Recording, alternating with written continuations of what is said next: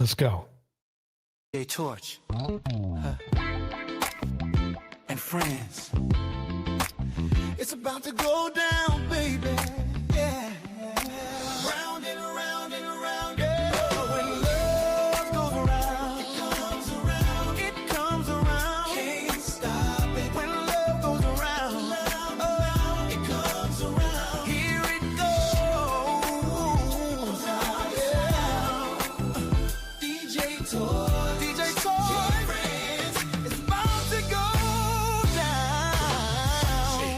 Chair, the family's here. Voices are warm, the vibe is clear. Love goes around. Ooh, DJ Torch and friends, it's about to go down. It's about to go down. Yeah. Laughter and truth, a gentle sound. Hearts open wide when the love goes round.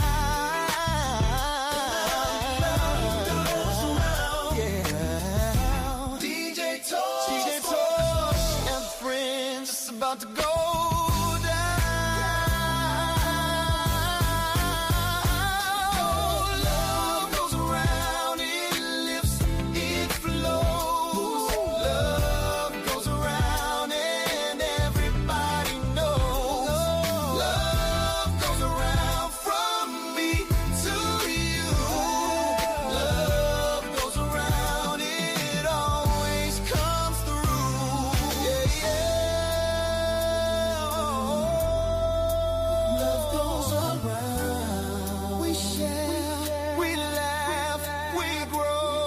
All right, shout out to Angela Reddick.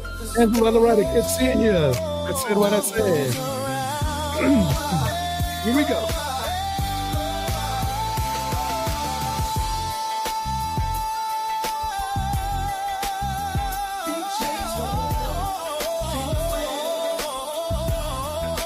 That's our cue. It's not a party without you, without you, without you, without you.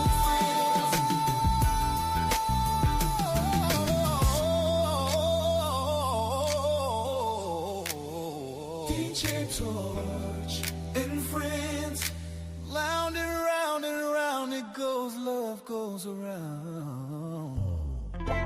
All right, we're about to get going here. Love goes around. Round and round and round it goes. All right, everybody, welcome to the show. We are going to go over not only SNAP, but the whole child support ecosystem.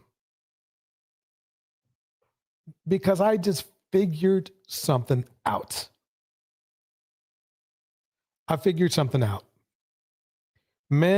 Modern men have literally cornered themselves into a situation they made to themselves. Let me start off with this one right here.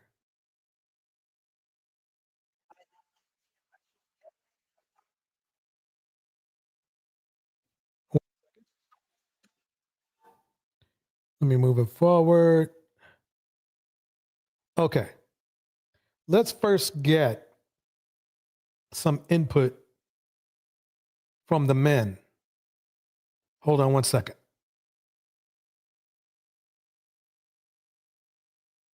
I don't want to leave the studio, no. Where's my click? Oh, there we go. Okay.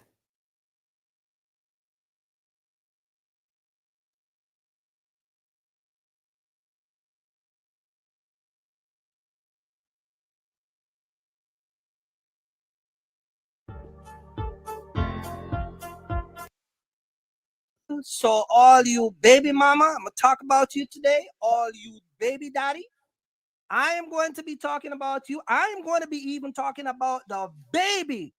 Yes, you heard right. I'm going to be even talking about the little baby that come out that is causing a wreck in everybody's life. And yeah, it's going to get sticky. You get what I'm saying? Now, let me say this. I going to, matter of fact, if you guys are hearing me clearly, Could you guys just hit in the drop it in the comment section? So I can make sure my audio is set up. Because I want you guys to, I'm Come on, dude. you guys agree, disagree? We're gonna go down that road. I'm gonna drop the link in a minute, so if anyone want to join and share their experience, or if any uh sometime you'll see stuff in the world and and you can't understand why people are attracted to that type of lifestyle. You will see people going around doing certain things. You never can understand it. You get what I'm saying? So it really works where if you are not on a certain level, you know what I mean, you will attract those type of people. You get what I'm saying? So I'm going to be talking about that, and I'm going to be jumping in. Most women, and I'm going to start with the ladies. Most women are emotional. Most women are emotional, so they. Okay, so as you can see, we have pretty much another simpleton trying to tell everybody human psychology. Number one, everyone is emotional. Everyone is emotional, and if there's anybody who's more emotional, it has to be, statistically, it has to be men, because let's not say that women are no less emotional, but men express their emotions in a negative way more than women do. And what I mean by a very negative way is by, isn't it emotional to set up a gang and pew pew each other? That's quite emotional. I mean, it's not a logical thing to pew pew somebody else, because you know that if you do that, you will go somewhere where you don't want to go, which is prison. But these men do it anyway, and they do it more than women do. And that's all men of all races. They do that more than women do. Women don't set up negative aspects of gangs or whatever and start pew-pewing each other. It's through, you can go way back into history. Not only that, I mean, the English did it, the Irish did it. They all set up, they had what they called clans back then. Not clans like today, but clans. They had different clans. And they were, and I'm saying this because I want you to make sure that it's not isolated to Black men, but that unfortunately Black men, it affects us the most now. Back then in the day, back then swashbucklers and clans and everything, they'd find a reason to fight. They'd find a reason to be emotional. They'd find a reason, to start a whole war. Okay. And it was anybody today, though they might say, well, that was a pretty good reason, would probably say, that was stupid. That was stupid. The Mackay clan went, the McIntyre clan went against the Mackay clan or something like that. Why'd they do that? All they did was just annihilate each other all day, every day, until some bigger army or a bigger clan came in and took them out. So the reason why I'm saying this is that basically humans progress, and you get to a point where you're saying to yourself, okay, that didn't work. Let's not do the clan thing anymore. Let's not do the group thing anymore. Let's not do even the gang thing anymore in many instances. Unfortunately for us, Black men, we got the memo last, because I know one thing, there is a lot of bigotry in the world. There's a lot of the gracism in the world. But the problem is that nobody is forcing us to join together and make these groups of people that literally pay homage to men that no longer exist. Gangsters per se, they do exist, but then they really don't exist like they did back in the day. And you would have to have a debate. What is more damaging to our community? Gangs or Gracism? And you literally would have to have a debate about it. We can't just say, oh no, it's got to be Grace. No, I mean, basically the bottom line is that it's not like a whole bunch of men from another race are jumping over our fences to get at us. We're doing that shit. So I'm saying this for this reason. What men in our community have done is basically attacked each other and their women and our women and the women.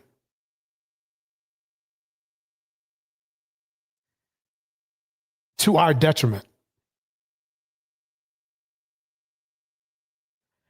So what does this have to do with SNAP? I mean, why are you telling us about,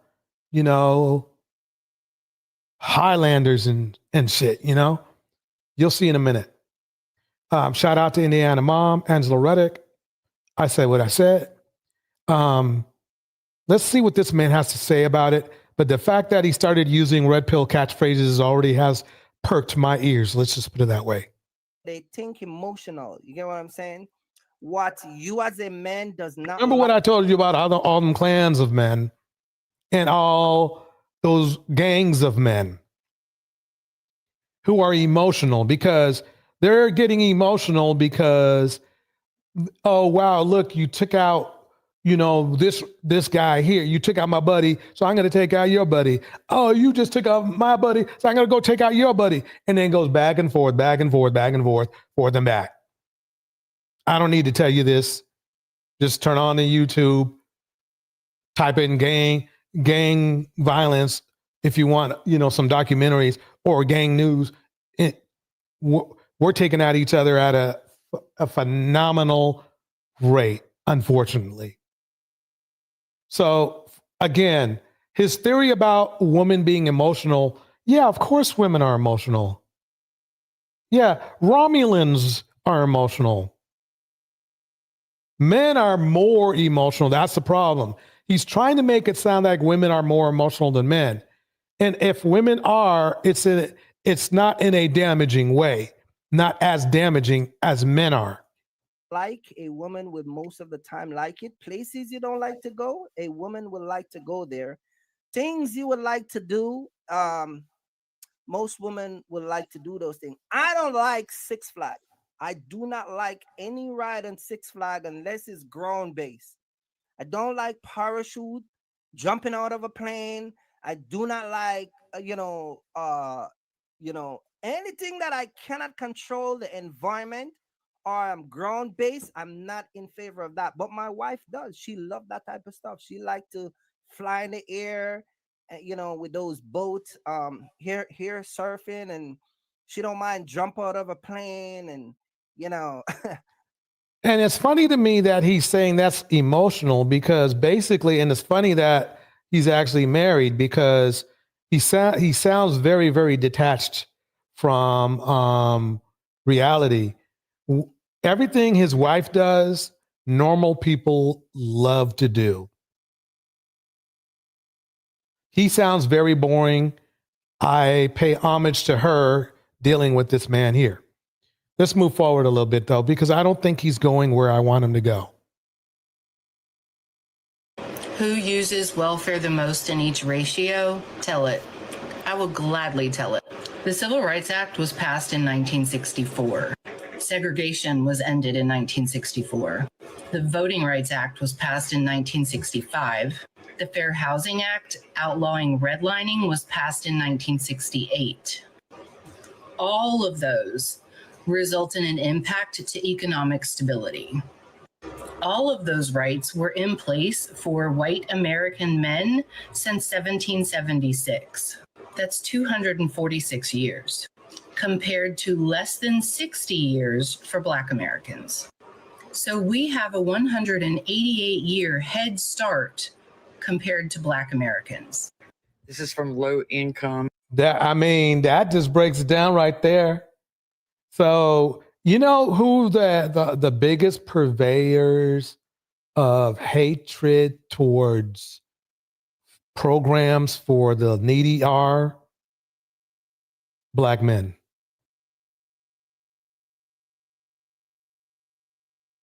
Child support, Black men. SNAP, Black men.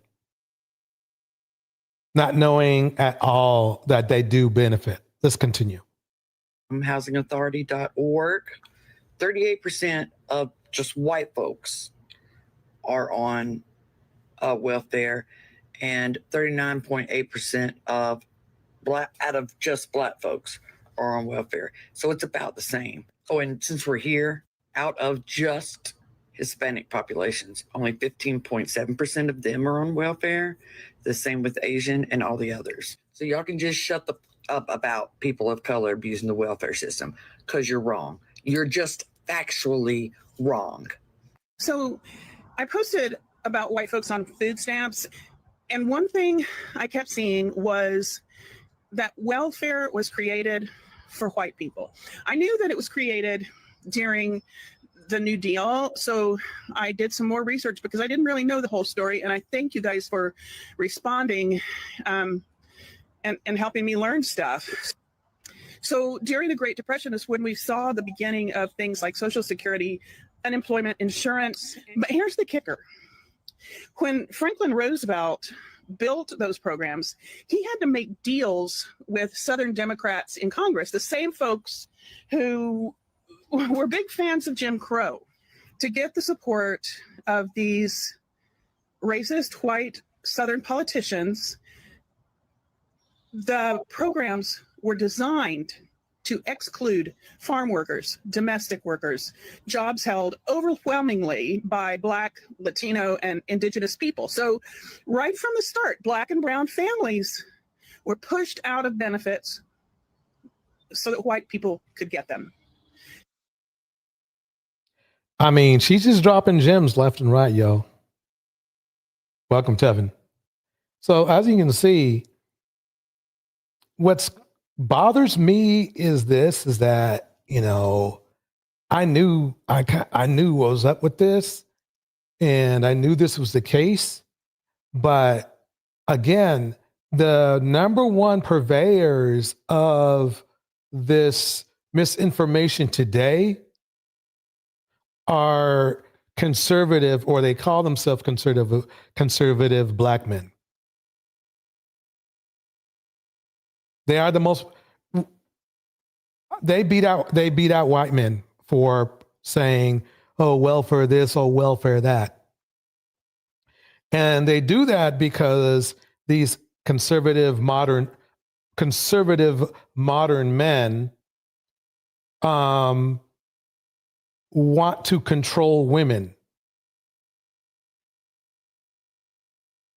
So the only way they know, since they don't hold any status, is financially at best. And the problem is they don't financially have that status as well. So let's listen to more. Here we go. Then we move forward to the 1960s, and there's this war on poverty. It finally opened up welfare programs more broadly, and that's when food stamps became permanent. Well, permanent, we don't know what Trump's going to do to them, but they lasted a long time. And guess what? The minute more Black and brown families started accessing this help, the politics shifted. Welfare got a new image and a new target. By the 1980s and 90s, with Ronald Reagan and his gang, they pushed the welfare queen myth. That's a racist dog whistle meant to turn public opinion against safety nets by blaming Black women for poverty that white policies created. That's the truth, you guys. So yes, welfare was built for white people. And when others finally got in the door, they tried to burn the house down. If you want to blame the right people, you got to get curious. This is true. I'm going to pause that right there because I think you're getting the point, right? I hope you're getting the point. I really do, because this live stream is about to get lit. Because what is the most disgusting, upsetting thing is that the men that benefit the most from Black women getting SNAP or some form of government assistance these are the men that benefit from it the most. Either they were on it when they were kids, or they're especially if they're single now but have children. Oh man, it's saving them hundreds, maybe hundreds a month that they don't have to pay. Because child support is one of the best deals in the world. And I'm going to show you why. Let me keep going. Here we go. Let me show you some examples. Let me ask you something. What? Who the hell raised the Diggs brothers? Stephon Diggs and Trayvon Diggs made it to the NFL. But see, talent will always take you places that bad character can't keep you. And a fool in his money will always depart. Trayvon Diggs allegedly has 7 kids from 7 different baby mamas. And what can you do with that? If you guys think it's the Pookie theory, right, and it's only 20% of the men doing all this stuff, then why aren't you stopping these Pookies from pookieing?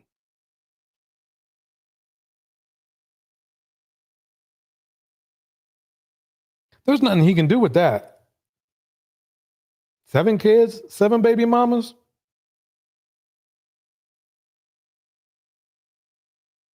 He's a breeder. He only 26 years old. He has a $97 million deal with the Dallas Cowgirls. And allegedly, he's on child support for all 7 kids. Now, when Trayvon Diggs finishes his football career, he gonna end up broke from paying child support to gold diggers. Now, though it ain't bad to have 7 kids if they all from one woman, but to have 7 kids from 7 different women before you turn 30 years old signals there's some kind of mental issue or some kind of fatherless childhood trauma, because that's nasty. 7 kids, 7 baby mamas, and a father to none. He definitely the Anthony Edwards of the NFL. He definitely plays for the NFC. No freaking condoms. Then out of all the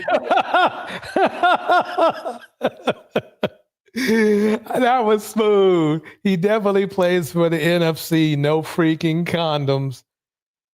I mean, that's all it takes, fellas. Some condoms. You guys can't even fucking do that. Excuse my language. Dang it. Oh, well. Anyway, let's keep it going. In the world, you go impregnate Future and Bow Wow baby mama Joey Chavez. Trayvon Diggs definitely rode the short bus to school. He definitely was chewing on purple crayon in the back of the goddamn class, because he definitely gonna be broke when he get out the league. The NFL stands for not for long.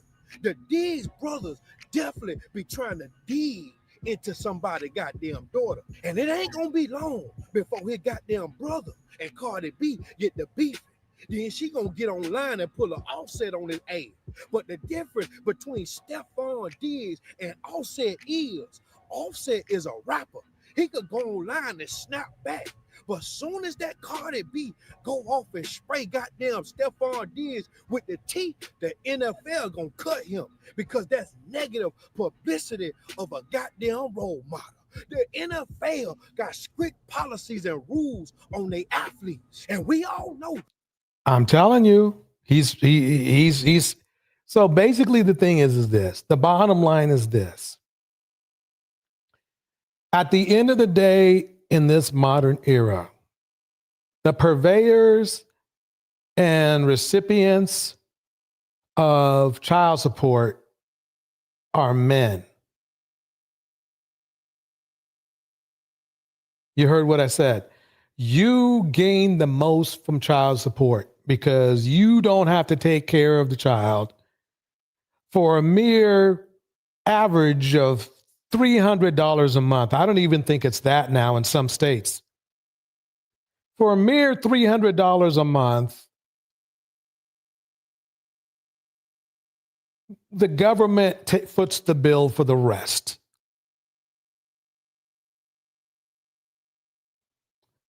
For an entity or child that probably at the very least, if you were to add in all the child care, to all the work, all the babysitting and all that kind of stuff, you're looking at a G a month. Think about it. How much does a babysitter cost?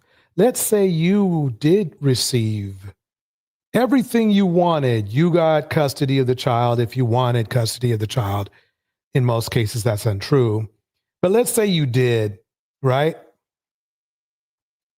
I guarantee you, you're going to spend a whole lot more than $300 a month if you treat that child the way you're supposed to treat that child.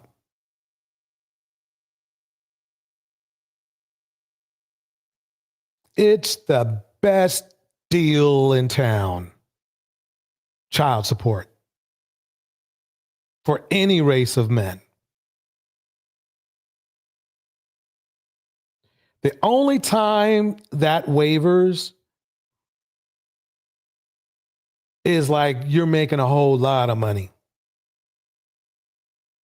Then usually the basic, and when I mean a whole lot, I mean millions. Because then at least then the basic cost to take care of the child is far below the amount that the support will probably be given. But remember now, if you're rich, the child has the right to live rich. And obviously, if the woman who had your child has to take care of your child, she's just automatically going to get some of those benefits. And that's just the way it should be, because at the end of the day, she is taking care of your future kings and queens. Shout out to Miss Flozard in the house. Yeah, it's the best deal in town, even for a rich person who cares about their kids.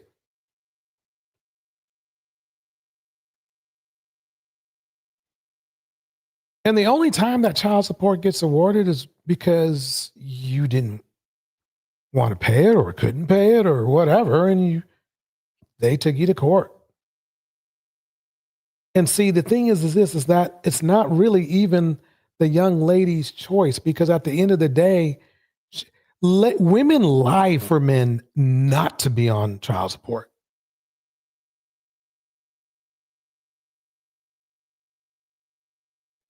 So I'm saying this because a lot of you men get really angry and mad at women, and you punish them for something you could have not had to deal with if you were ultimately responsible.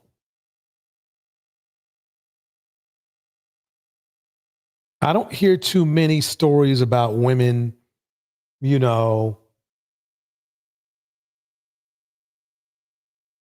drugging men to make them, and then having,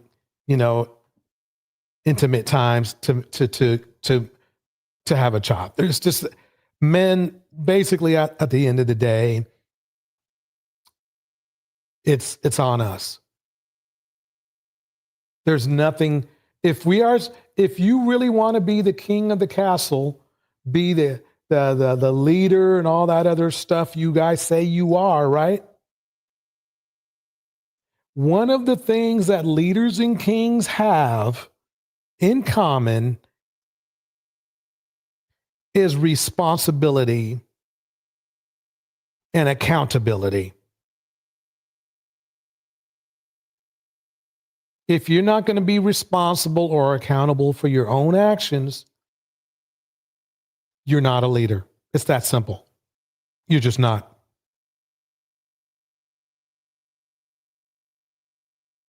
Let me move forward here with more examples. I need to show you more examples. It's important to get this. Here we go. You know, somebody that I would never cancel, and I know people hate him and they try to cancel him every other day, is DDG. I've been watching him for years, and I feel like the bad person that y'all try to make him out to be is just not true. And so this person made a tweet talking about that she's rage baiting him. I mean, that he's rage baiting her by releasing the song that he made, you know, kind of talking about their situation a little bit. And then talk about some knowing that she's about to release an album. DDG has been talking about his album for months now. Okay, so this young lady right here, which probably a lot of you would probably go ahead and give her you can feel that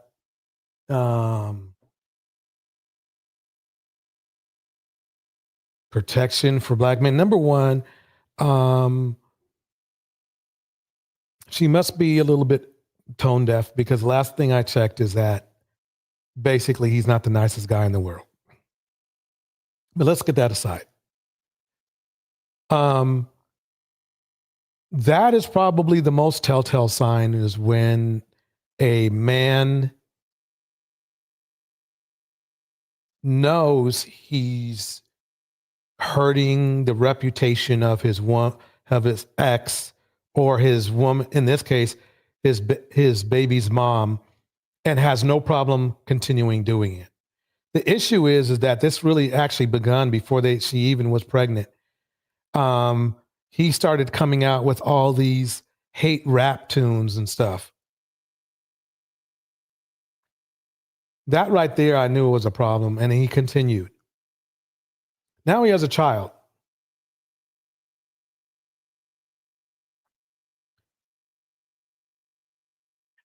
And talking about how vulnerable he's going to get on this album. He has every right to talk about his situation. Just like she's going to release her album, and she has every right to talk about her situation from her POV. It is not our business, and it's not our right to be telling somebody that they're wrong for expressing themselves. He wants to be a father to his son. He wants to heal his relationship with his baby mom, because they have to parent their child for 17 years. You need to want to be in a healthy relationship. I feel like people try to Let's put this young lady doesn't know that really those diss tracks, male-female diss tracks, male to female diss tracks, do horribly. This young lady right here, she's a little bit mentally tone deaf, and I'll tell you why. Halle is an actor. She's not a rapper. She does sing, but basically she's an actress now. Her reputation in Hollywood is everything. He is trying to tear that down. If he keeps it up, guess what? Oh yeah, he will be paying that child support. See how stupid he's being? He's literally, by dissing a woman who really just wants to stay the heck away from him and make her own money, he wants to mess with that money by messing with her reputation, which are tied together. Her reputation is this. Hollywood people, Hollywood execs are very, very picky. They don't like trouble. Why hire Halle when she has baby daddy drama? That's what they're going to be thinking. And DDG is so mentally tone deaf that he wants to ruin her, which means that if he ruins her, he will have to pay more because she won't have any income.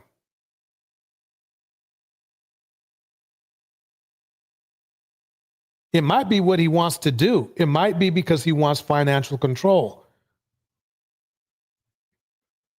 A lot of men do that. The problem is they don't have the money.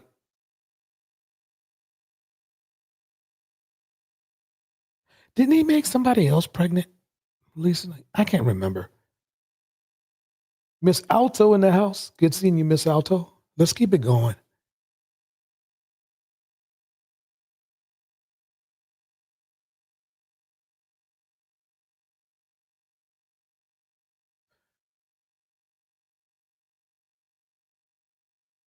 When I first met Sean, the one thing I can say is he immediately felt familiar. Like I knew him already.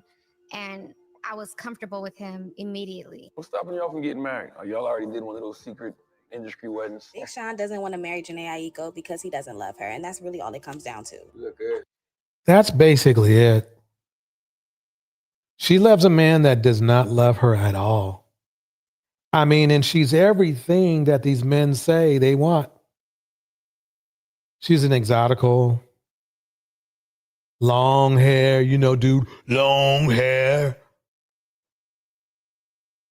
You know, less black, you know, they like that. The men like that.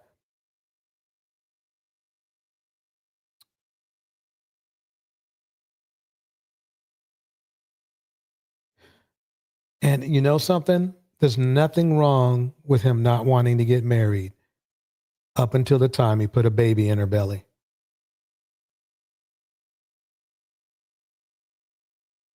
That's all. If he even cared about her, he wouldn't have done that. I mean, he did this recently.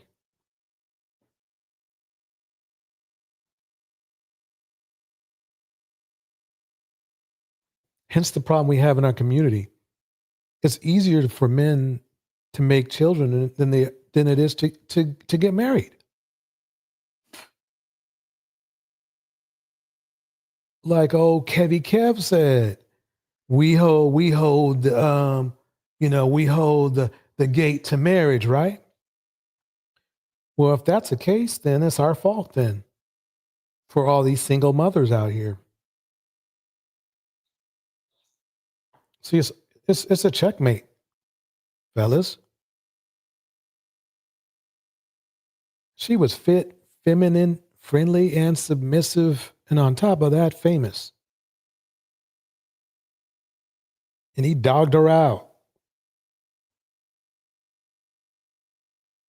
He dogged her out. She was convenient and useful. That's the extent of his emotions for her.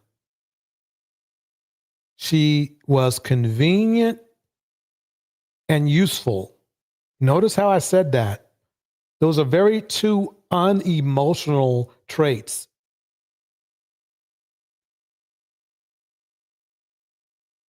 Can you really blame her for being in love, wanting to be in love?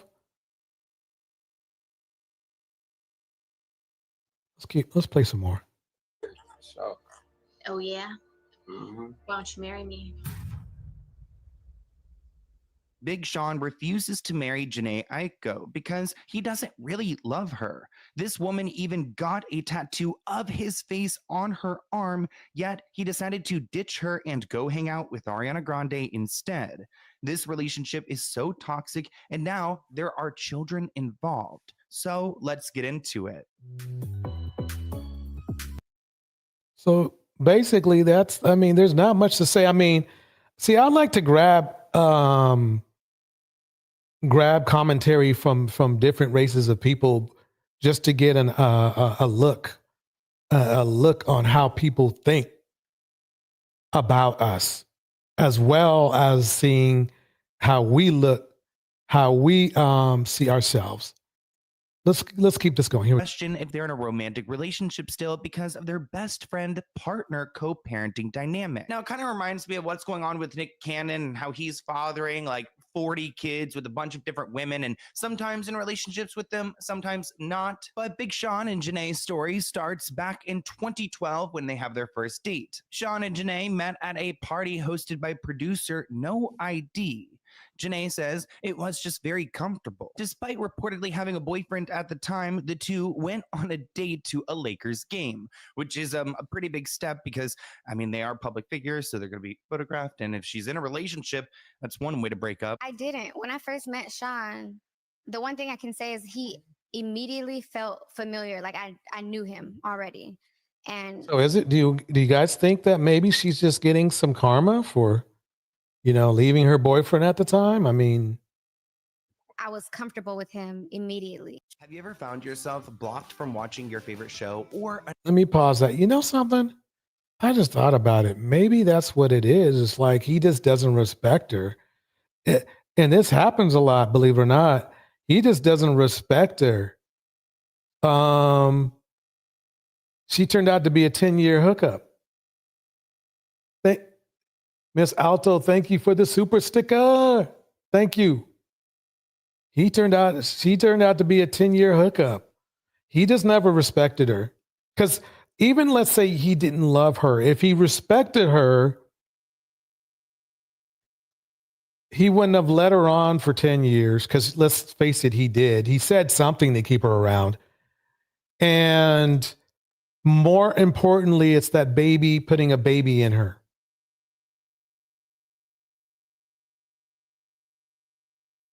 Oh, well, Big Sean, you better hope that she's, she doesn't want child support from you. That's on you, bro. Didn't have to do it. You knew. And ladies and gentlemen, this is an important lesson. He knew he didn't love her. Like many of the men who have children with these other women, they knew they didn't love those women. They knew it. They knew it when they raw dogged. Right? They had their chance to either get snipped prior or to put on a condom. They chose not to. That's why it's always going to be on the man. It's always going to be on the man. Even if that woman wanted a child, it's still on you. Do you want a child? Of course, he wants a child. I mean, he's not going to take care of her, take care of the child. He's going to go about with his business with Ariana Grande or whatever. Yeah, he feels like he's upgrading. Actually, I think, I mean, to me, Janae's, if I had to choose between Janae and Ariana, I mean, I'm choosing Janae.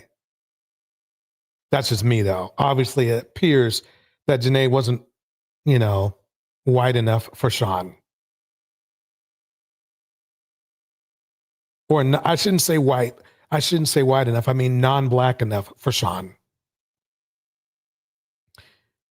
But at the same time,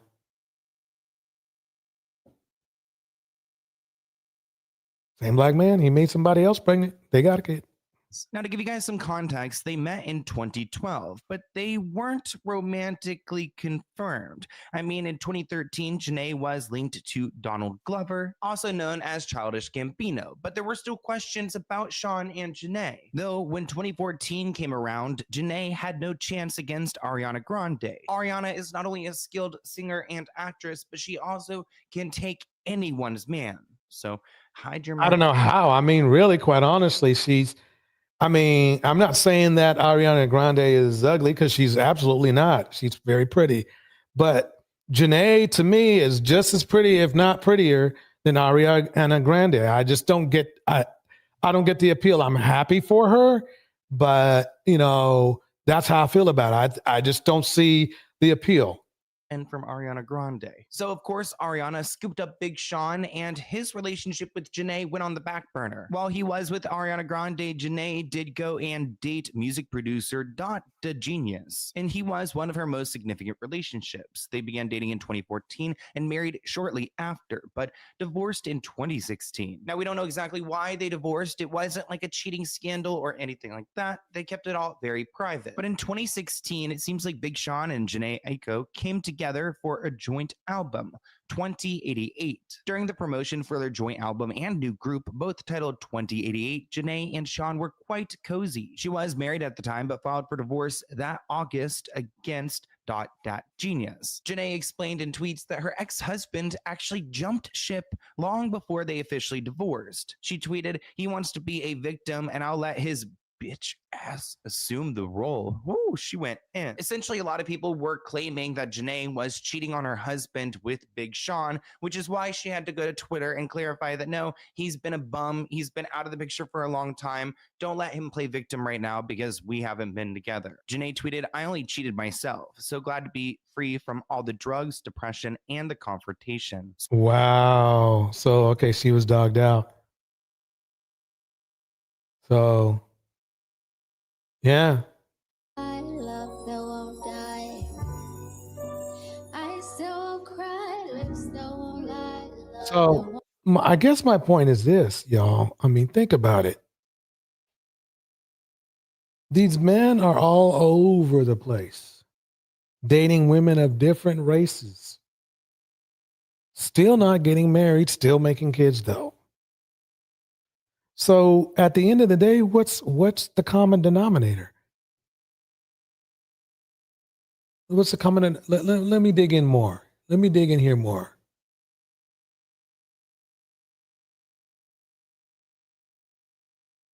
While generally women's earnings potential withers with their looks, especially if they've had children. The age of 30 is roughly where male and female values intersect and then go in the opposite direction. If a man doesn't get married by the age of 35 or 40, then there's only roughly a 12% chance that he's going to get married from that point forward. Wow. 12% chance if he's not. 12%. So basically that, and this is men in general. So basically you think about it like this.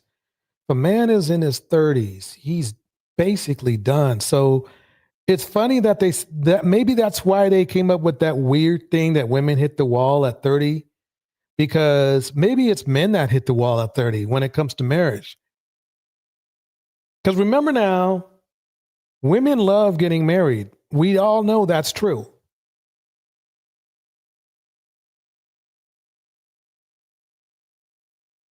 Not married by the age of 30. Ooh, I got married at the age. So let me keep the fact checking coming in. So because we live in a society that demonizes masculinity, a lot of times the average man or most men that get married go throughout life detracting women. Like women are totally disgusted by them because, you know, this is just your average basic bitch ass dude. And because he doesn't get it, he grows up without the attention from any women. These are the majority of men that get married. The guys that just didn't get it and they feel. You know, that's funny that he says that because it's untrue. Like they need a legally binding contract in order to be with a woman in the long term. No wonder Snoop Dogg's wife wouldn't divorce him even after he had a secret child. I mean, basically, let's keep it going. He won her back with just one ceremony. Back in 1998, not long after Snoop Dogg married Shante Broadus, news broke that he had fathered a child with another woman while they were together. It was a heartbreaking moment for Shante, but she... Men just, I mean, the bottom line is this, is that if you would look at everything, men just, in general, men in general, but especially in our community, because the facts state so, just don't like marriage, don't like commitment. No, I should say commitment. I'll tell you why. Men don't mind getting married. Modern men in our communities don't mind getting married. They're just not going to be loyal, though. Snoop is a perfect example, and everybody still loves and respects Snoop.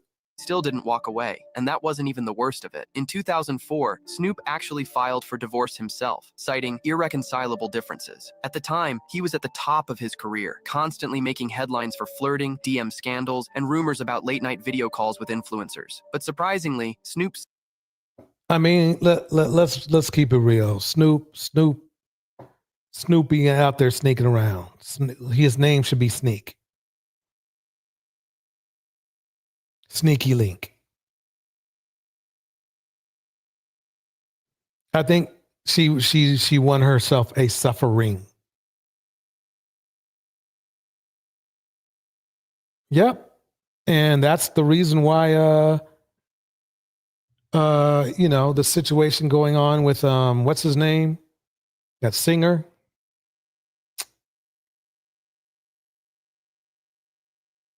He did the same thing. They just don't have it in loyalty and monogamy is just something that these men cannot offer. Fine. That's fine. But the problem is that if you're going to be sneaky, then you need to be able to protect your seed. And you can't even do that. This is what old Kevin Samuels had to say. That nothing would change. I Huh? was So you think if you cut the child support that he would not see the boys? correct. We were separated for 5 years and 3. So let me stop you right here. I want you to stop you right here. Yes, sir. You want to get back with the man who you said if you cut the child support off, he to keep the money and still not see the boys. Correct. Sadly, we've gotten to a point in the world, and especially in our community, that all of our actions are viewed through the lens of the woman instead of the lens of us. And Keep listening. Keep listening. other groups of men having to protect their paternity, their resources, their this, their that. I mean, we've seen this. We've seen the numbers. We've seen people who signed birth certificates, who got a DNA test later, found out they wasn't even his kid, and still on child support. This is a man here in Kevin Samuels who's basically daughter's memory is him putting her against a car window by grabbing her braids. The second memory was that even when he was there, even when he was around, he wasn't around. And here he sits on his perch when he was around, giving advice to broken men.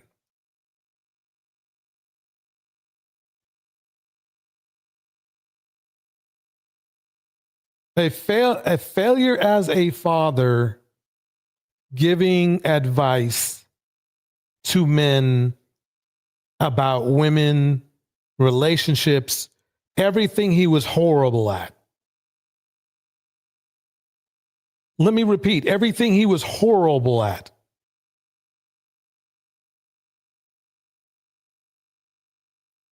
His exes did not say, "Oh no, he was a good man," or not. They didn't come out and say that, did they? I don't blame him though, because basically the bottom line is that all of these men chose him. And it really shows the nature, the Kevin Samuels experiment really shows the nature of a large amount of black men in the community. He couldn't have gotten this popular with his stats unless these men bought in. We got thousands of stories like this. But yeah, let's hear your story. Let's hear your story about not paying your child support. And the fact that you wanted to be the leader of a house, I assumed you did. Maybe that's why you're bitter now. Making 1/3 the amount your wife was at the time.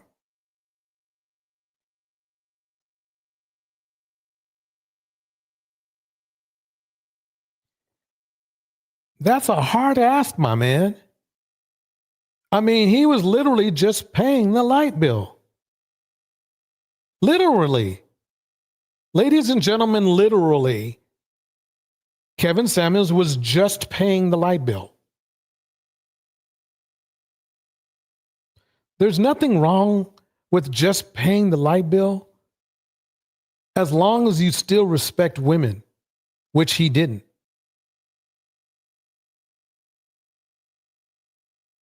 I don't think women should settle for a man who just pays the light bill.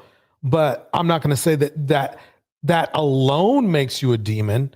What makes you a demon is when you treat your children like crap, and then you don't even want to pay the little bit of $300 child support they were asking monthly from you to pay to take care of your beautiful child.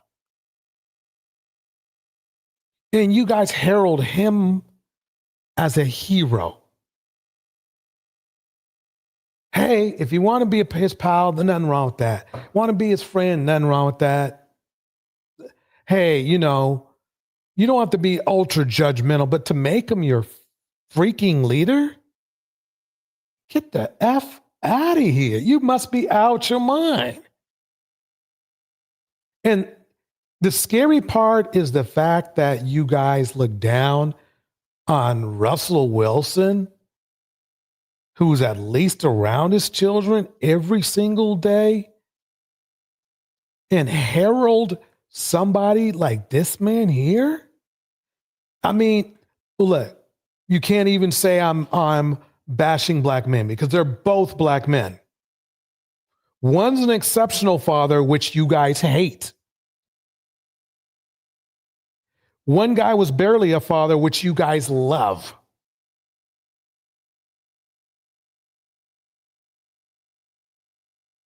Let that sink in. Let it sink in for a minute. Well, you have to admit, at the end of the day,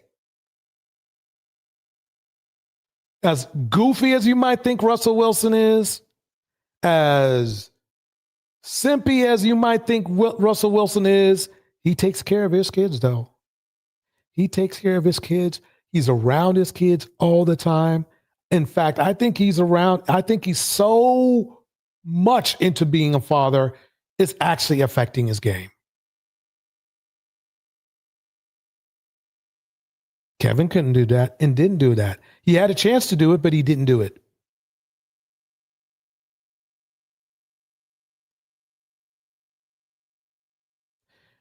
And for that, you call Kevin King and you call a man who's raising his children a simp.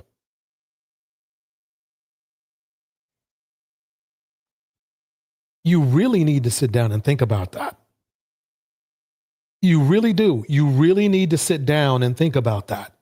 He has never cussed any of you guys out. He doesn't say, oh, yeah, you. And here's the funny thing. You guys also talk about modern women and this and that, and we're traditional men. No, you're not. You're not. Russell is traditional.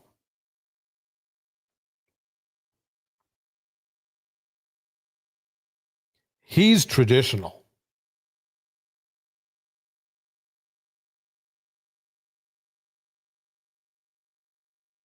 I don't know where you got your tradition from, because half of you fly out to red light districts abroad. That's not traditional, trust me.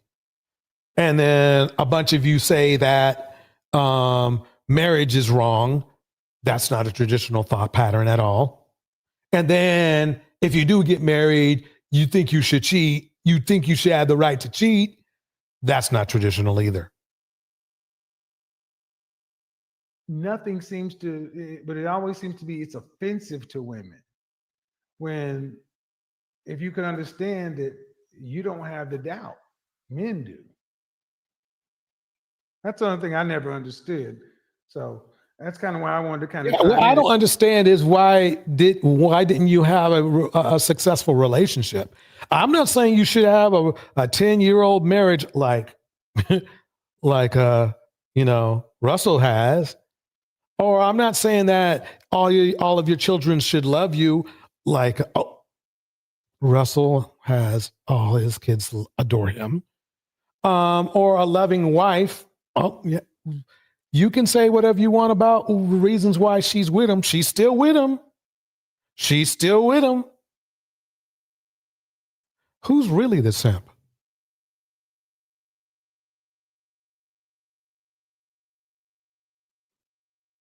Who really? Think about it. Who's really the simp here?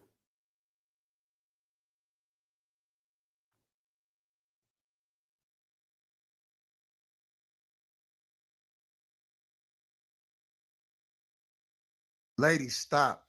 If you got a man that's handling everything at home, you shouldn't be worried about if he's cheating or not. Let him do his thing. And before you get mad at me, these are not my words. So that's even worse that that they're not his words. That means that he got it from somebody else. I've never, ever seen another race of man endorsing cheating. They might cheat, but they don't endorse it. They're hers. You don't ever worry about whether or not your man has got other women. No? Not if he's doing what he's supposed to do at home.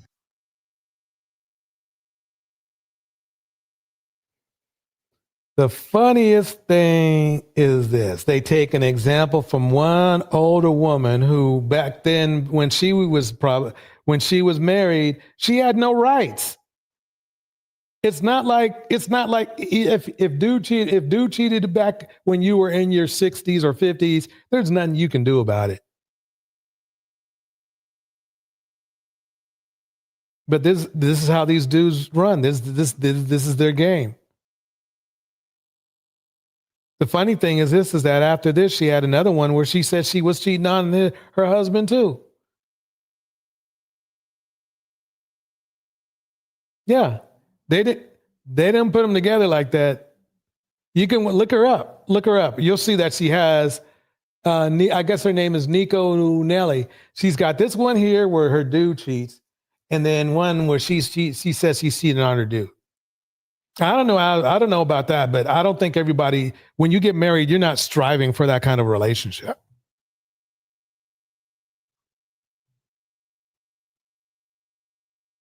But men, as you can see in our community, the modern men, they love the opportunity to have it, to eat your cake and have your cake and eat it too.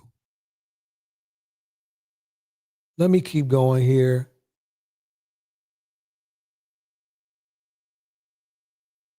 But yeah, I told you that's what they want. So basically, men want to cheat. They want to have kids out of wedlock. So far, what else so far. Listen to Kevin again. Beta males will accept being blatantly disrespected. Beta males seek to avoid confrontation. Beta males try to just get along. Beta males desperately want the attention and romantic affections of women. This coming from a man who failed in relationships. I don't know about you, but if somebody has some bad stats in football, they're probably going to be on the bench. Kevin had bad stats when it came to the game of love. You guys kept him in the game. No matter what, no matter y'all losing. The men who watch red pill content, they all have this same outlook where even if abuse is happening in the relationship, usually they're the abusers, right? That you have to stick around and you're taking the easy way out by getting a divorce. Wait. So let's not act like that. You guys don't take the easy way out on trying to make money by going on OF and you're always on Instagram. I can only tell you right now that this dude right here is an abuser. In my opinion, allegedly. Just by his energy and the fact that he chose this video and that what she's saying is actually pretty accurate. Most red pill men are high-tempered, angry men. You could, I mean, look at it this way. A good Andrew Tate. Angry. I mean, a trafficker, accused of it at the very least. Eden Adele in the house. Good seeing you, Eden. Let's let him per se cook. Half naked. Look at you right now. Look, there's a clear image right there. You're leaning over, showing cleavage. I think that's an easy way out to get attention. No, from guys. No. Okay. I'm sorry, but there's no cleavage there, bro. I mean, see, he acts this way in front of women. I guarantee you.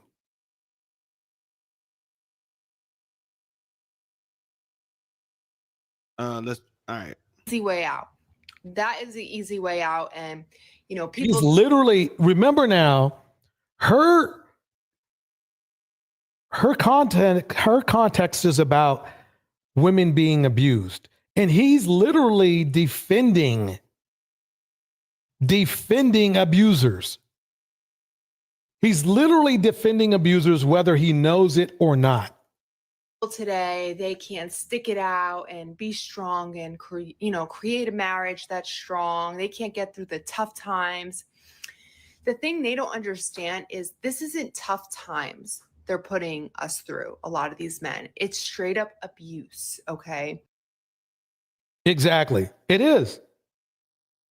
It is.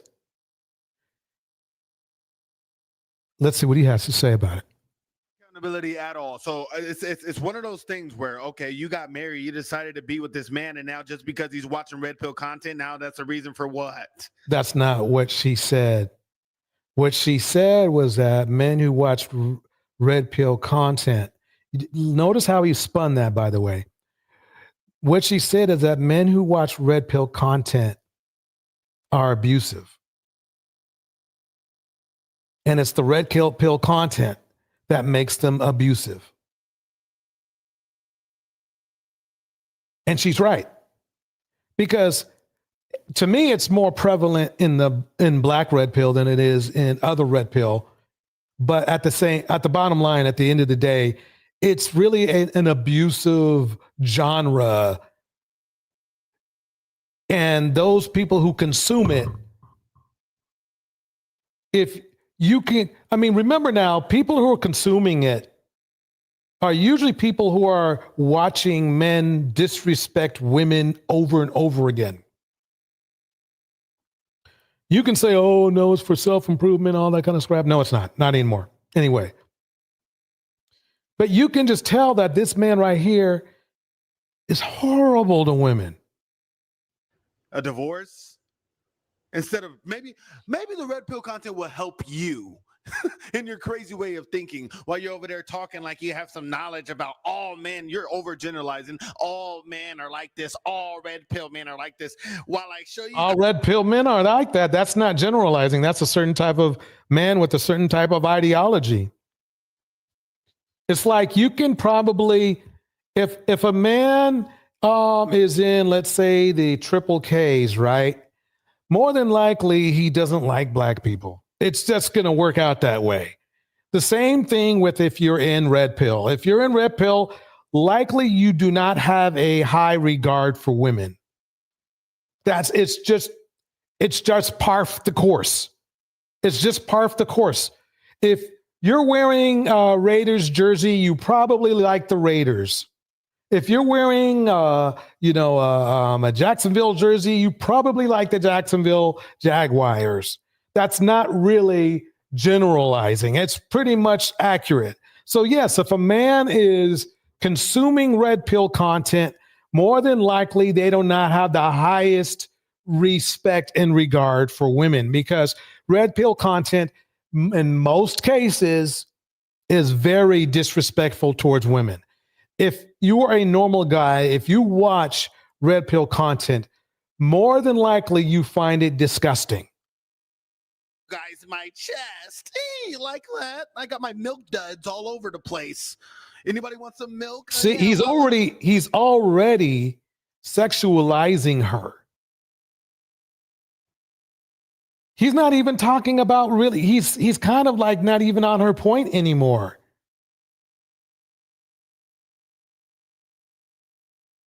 It's and the thing is this is how he is with all of his women. And yes, he does get women. They don't stay around long, but he does get them. I'm talking so intelligently about Red Pill. She has no clue what she's talking about. Okay, sir, why didn't you show me your credentials? How about that? Let's start with yours. If she has no clue, let's see your clues. Let's see your intelligence. Let's see where you gained your knowledge for even replying to her video. There is a difference between going through hard times in a marriage and going through abuse. There's a difference, but these guys who watch the Red Pill content, they don't understand that. They look at look how mature he is. I understand there's an kind of like you would call it an entertainment component to this, but the way he's got it framed, he's really framed this for children. Abuse as just going through hard times. No, you're being abusive. There is a huge difference. Yeah. Why am I putting this all in the mix when it comes to child support? These are the elements of it. Okay, let's go over this. Number one, Stefon Diggs. Let me ask you something. What? We went over Stefon Diggs, right? The Diggs brothers, who basically bounce around, making broken homes. They're the broken home brothers. Between them, I think they have maybe 16 broken homes. So we went over the Diggs brothers, right? Then we went over when I first Janae. Janae's a woman. I thought men loved women that wanted a relationship. I said what I said is in the house. I thought men loved women that wanted a relationship and definitely weren't black.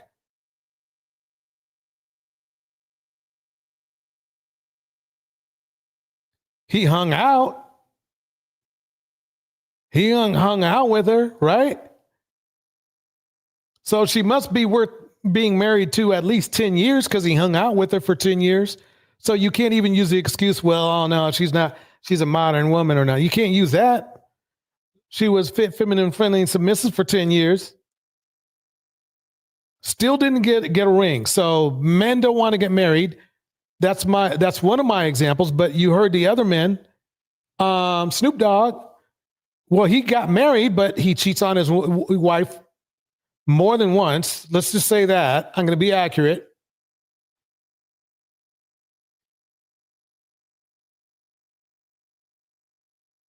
Percentage of men who get married over the age of 35 and 40 is like 12%. So you don't want to get married when you're in your mid 30s and 40s and above. That's okay as long as you don't start putting kids in people and in children, some of you.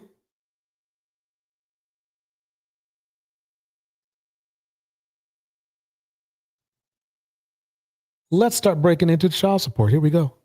How to get rid of child support in the black community and create more marriages, according to Killer Mike. 2 years. Young woman gets pregnant as a teenager. Young man and woman get pregnant. This is the 2-year plan. First 2 years are debt-free. You don't have. Okay, notice how he said that this is something you should listen closely to.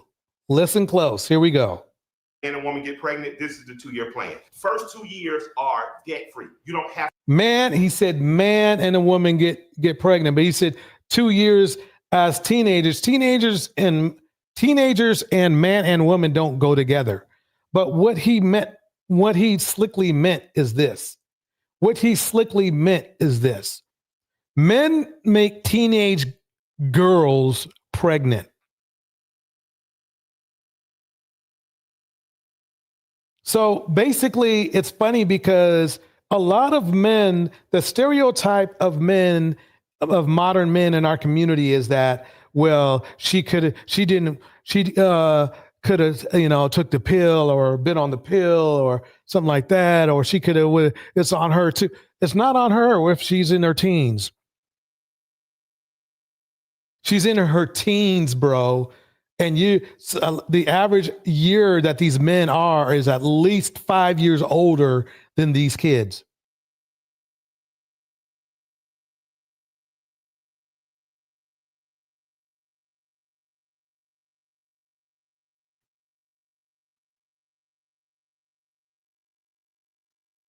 Let's pause for 1 second. UKA, welcome UKA. He says this: Kevin Samuels did not hate black women. He told the truth, which is a serious criminal offense in the black community. What? Okay, let's unpeel this. Kevin Samuels did not hate black women. I didn't say that per se, but we can roll with that a little bit. I said it a little bit. I said he had a disdain for black women, which is very similar, but not exactly the same. A disdain means that he really is disgusted with black women. He may not hate black women, but unless he is getting some type of benefit, he has no use for them.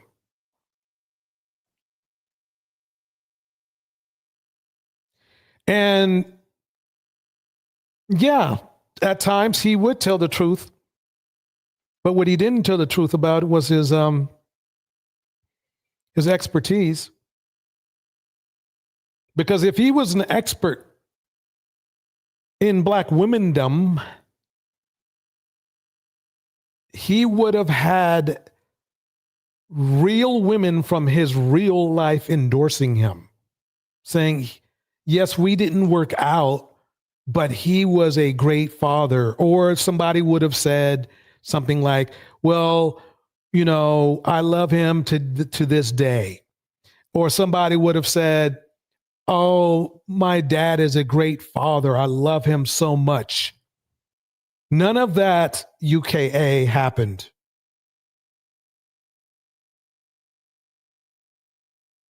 By the way, Arsenal is a great soccer team, by the way. Nobody in Kevin's real life, when he was alive or passed away, if they were a woman, they had nobody had, unless they were red pill woman, they had no kind words for the dude.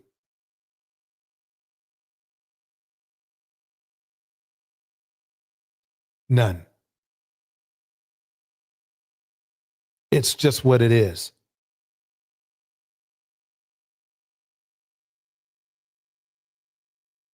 Tevin replies to UK, so I should UK.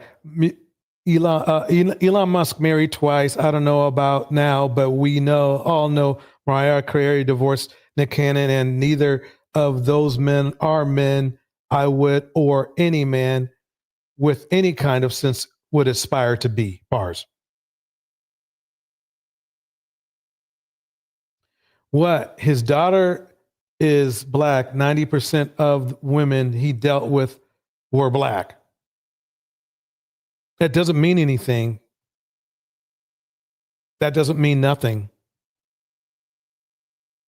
There are a lot of men that hate black women that still date black women.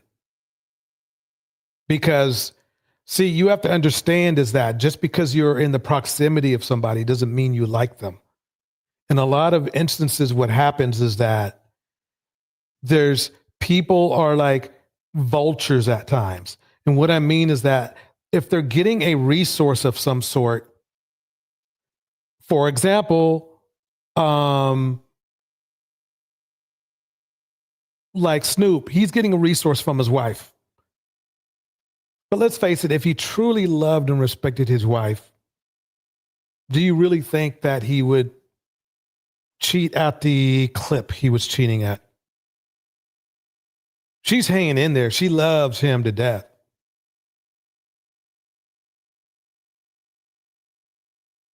I cannot say that his actions speak louder than words.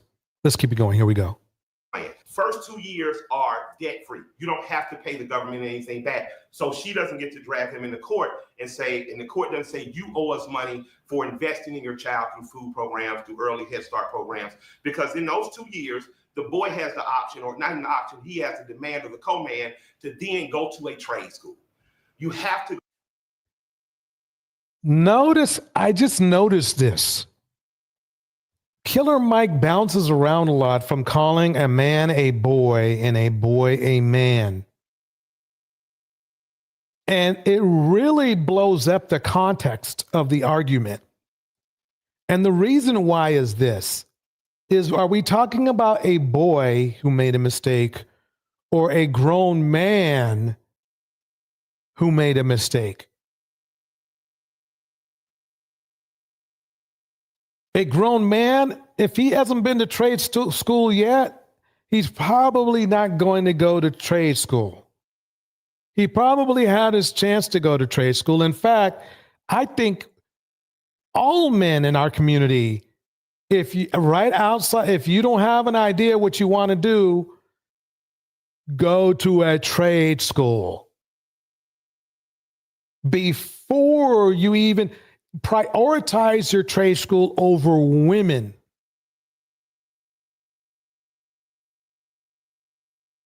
Because if you ain't worth shit, you ain't worth shit. You know what I mean? I'm not saying kick women out of your life. I'm not saying that. But what I mean is, like, when it comes to studying and getting your trade together, or studying and getting your BA or your doctorate, that is important. Build yourself up. But believe it or not, that's the funny and sad part about these men, especially the passport bros, because it takes time. It takes a lot of time to plan a flight, get on a flight, fly, many get shot at, avoid getting scoped, avoid getting robbed. All that mental energy that you expend on these red light district extravaganzas for just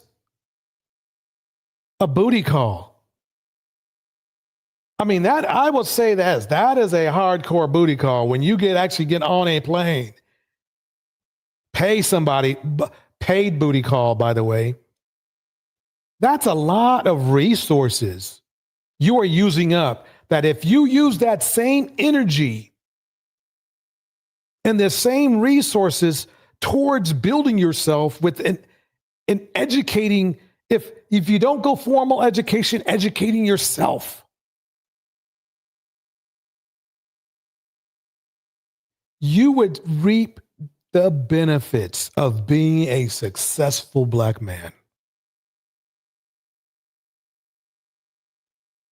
Because unless you were born dumb as a post, you can absolutely compete for six-figure jobs, or at least high-paying five-figure jobs, right? But if you're choosing to go abroad, spending all your energy trying to make sure that you didn't pay too much, whether it be $40 or $150. I saw one video. They were mad because she raised the price $50. Dude, she knew you got on a plane, landed. You got on a plane. You landed down. You ain't got no leverage. You paid how much to get there? The fact that you have to pay for it is embarrassing. The fact that you have to haggle is even more.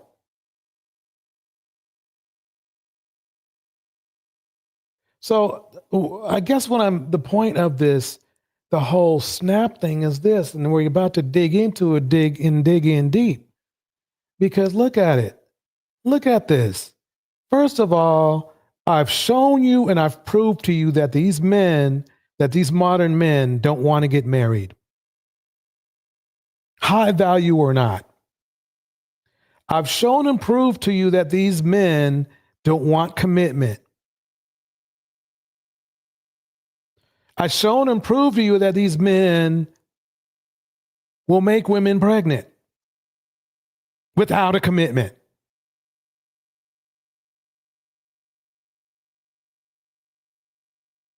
So if you don't want a commitment, but you're making a woman pregnant and she's having your child, right? You can do the math.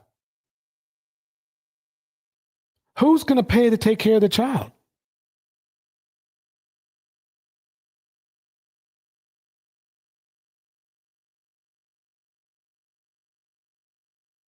I mean, think about it.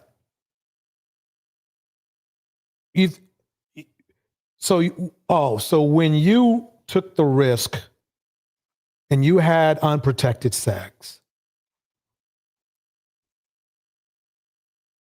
you didn't calculate child support. I'm going to really help out everybody here. If you're having unprotected sex, there's a high probability that you're going to be paying child support.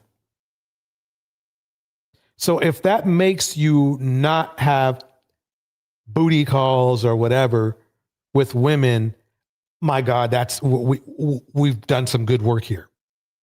If that makes you think about maybe I should get to know her to see if she's somebody I want to be with for the rest of my life, then we've done some good work here.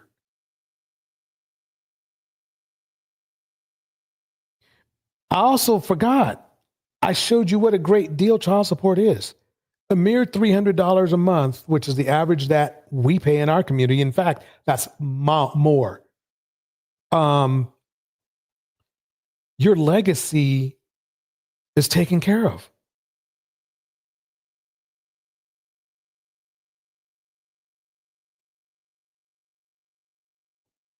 The average believe it or not, in our community is really $2,400 a year.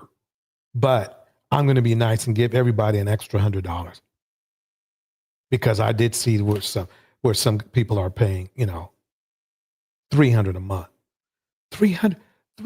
I want you guys to think about that. That doesn't even pay for bottle service at a club. $300. And you got a whole little bundle of joy being taken care of.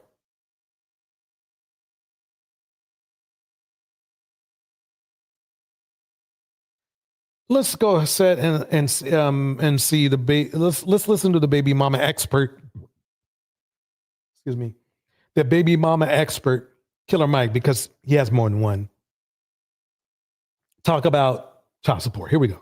To go to a trade school, which incentivizes the United States to do it because we need more tradespeople. We don't have enough carpenters. We don't have enough electricians.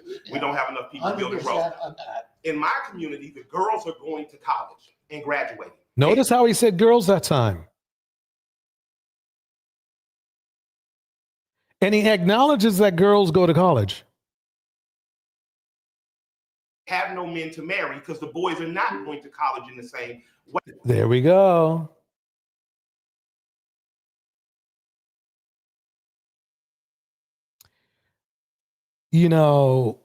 We would really benefit if we all told our young men not to even have sex until they get a diploma.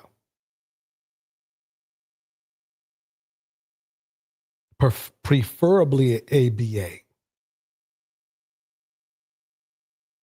Wait, I think that the incentive to solving the child support problem and a part of solving our infrastructure problem is to incentivize young boys who have gotten a girl pregnant. You must now go through 2 years of trade school. After that, now he said young boys who got a girl pregnant. The problem is not young boys who are getting these young girls pregnant. These are grown men. These are grown men that had their chance to go to trade school. See, that's what he didn't tell you.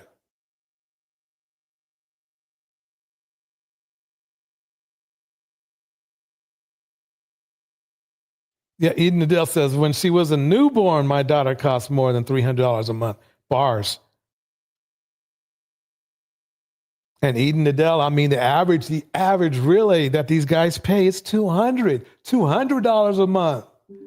So, you know, they making profit. They literally making profit. They are literally making profit just paying $300 a month. And the woman has to take all the expenses.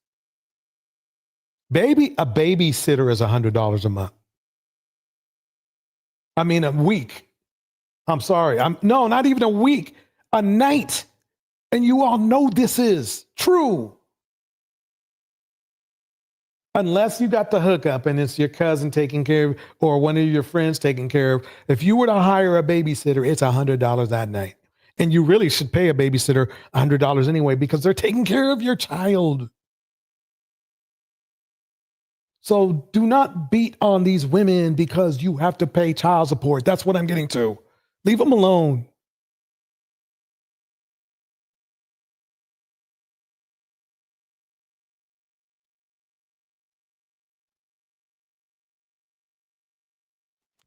Hello, everybody. Welcome to Scotty's Side. Thank you for joining me today. I really appreciate it. A little different scenery again, huh? Out for a walk today. It's a beautiful sunny day here in Oregon. Porkland, home of the other white meat.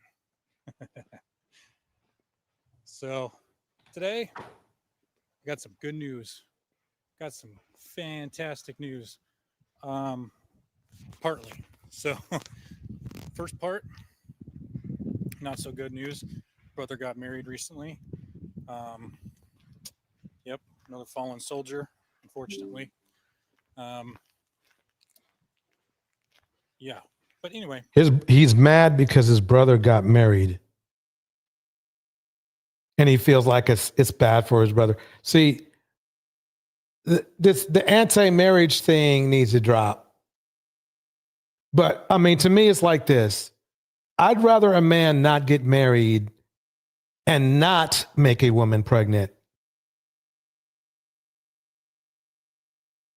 and than to get married and know he's going to bounce around.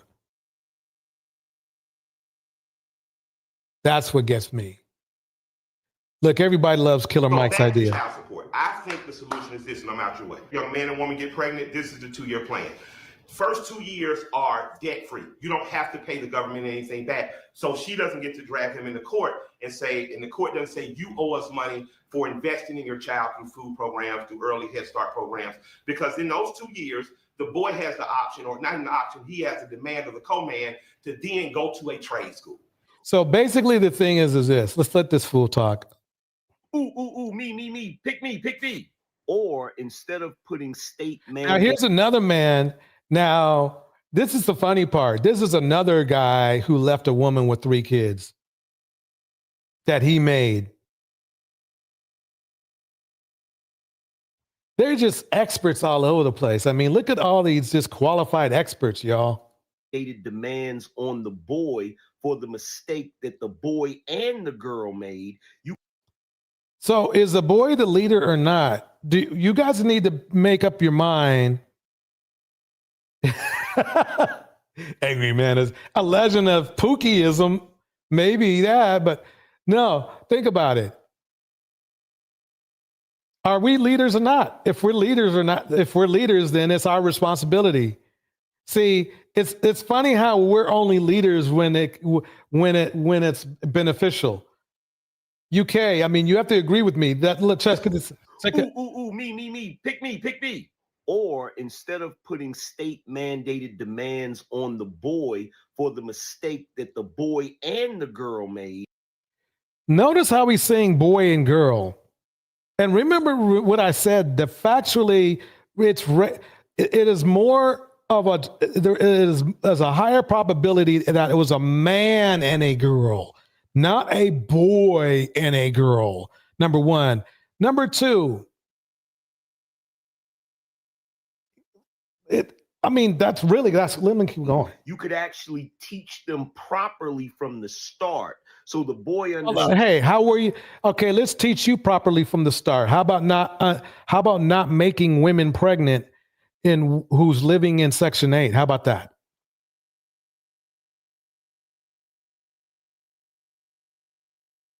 How about not making women pregnant 3 times and not marrying them? How about that? How about that, angry man?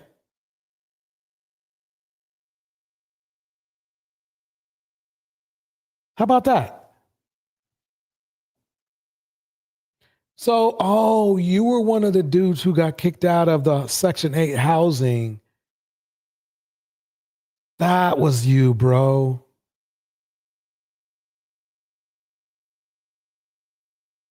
That was you.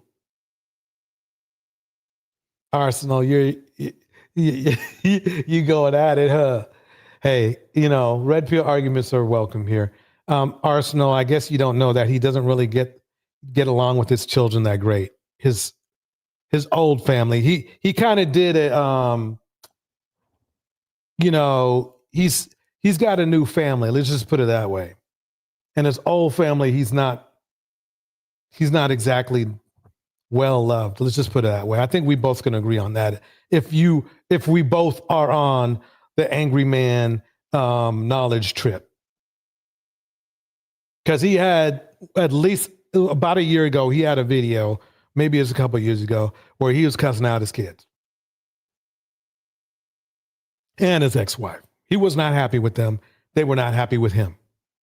So he might be begrudgingly paying, but he's begrudgingly paying. Now, back then, he was freeloading off the woman that made the kids.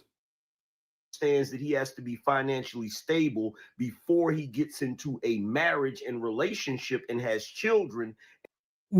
Oh, man. This is the funny part, and I'm glad you're here, UK, for this. Why didn't your boy do that? Why didn't he wait to be married and stable income and in a relationship before he had 3 of his kids? Please answer. Please let me know. Why isn't Angry Man following his own advice? From the start. So the boy understands that he has to be financially stable before he gets into a marriage and that the boy and the girl made. You could actually teach them properly from the start. So the boy understands that he has to be financially stable before he gets into a marriage and relationship and has children. See, why didn't he follow his own advice? That is the question we should be asking Angry Man. Why did he not follow his own advice?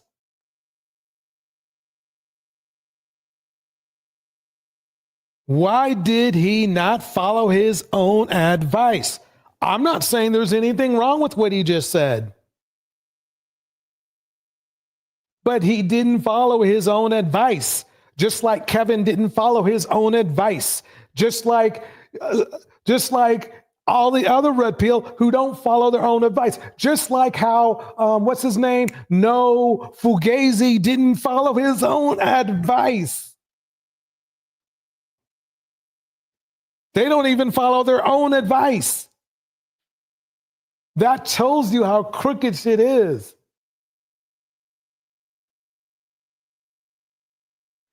Bars, Angela. Red pill dudes are hypocrites. It's hypocrite. He didn't follow his own advice. There's none that can be said. I'm not going to call him an angry man, a piece of shit, and all this. Oh, he's a low. No, he didn't. What's even worse is me pointing out he does not even follow his own advice.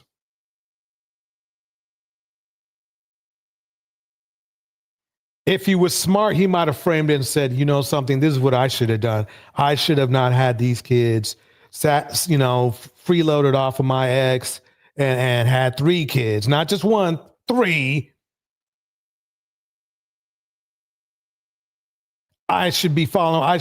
Kids, fellas out there, this is what you should do. You don't do what I did. That's how angry man should do. That's how he can help the community, but he doesn't do that. Instead, you know what he does? The complete opposite. He blames everybody but himself.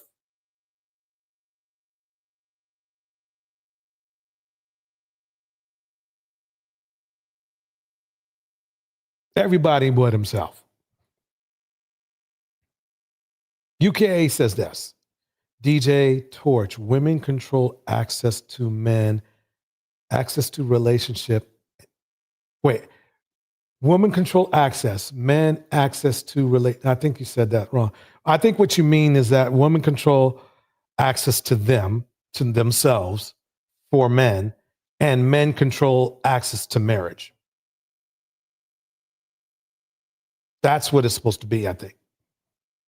Which makes things even worse when you think about it. Because the bottom line is this, is that men, at the end of the day, men do not have to make women pregnant. There are things that men can do that is impossible for a woman. The best way for a man to avoid child support is simply to not make a woman pregnant.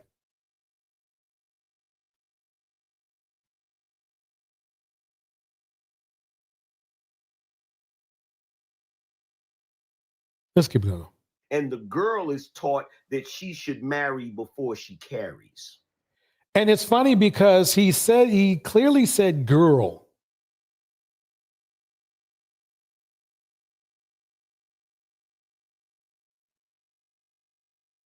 And again, see they're slick. They're saying boy, girl here. But on the average, it's men making these girls pregnant, not boys making these girls pregnant. But they play on the words.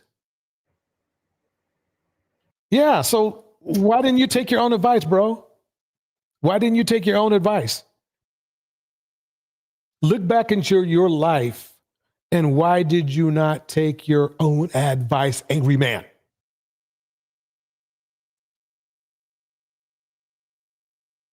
Can't say nothing. Ain't nothing to say.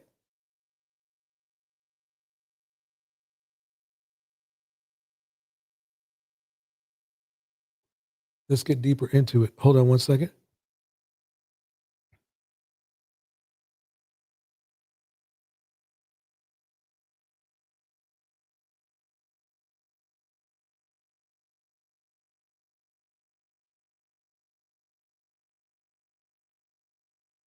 How many white women you know? How many white women you see got stereotypes going around as for white men that they want to go half on bills and they don't want to take care of their kids? Nah, that's only our culture. They on child support and all that. It's a lot of white men on child support, but the stereotype don't paint them as being on child support. And that's who it was made for. Them motherfuckers. That ain't shit why it made for us. We was taking and then the thing about it, it's not even looked down in the white community. It's like it's normal. They get divorced, he pays child support. It's like, it's normal. It's alimony type stuff. That's what you gotta do.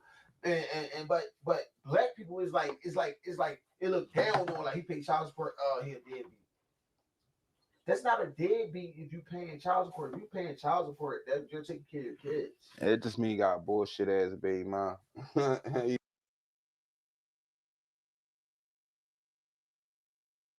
Yep, you heard him. I guess they don't know what a deadbeat is. If you're forced to pay child support, usually it's because you were a deadbeat.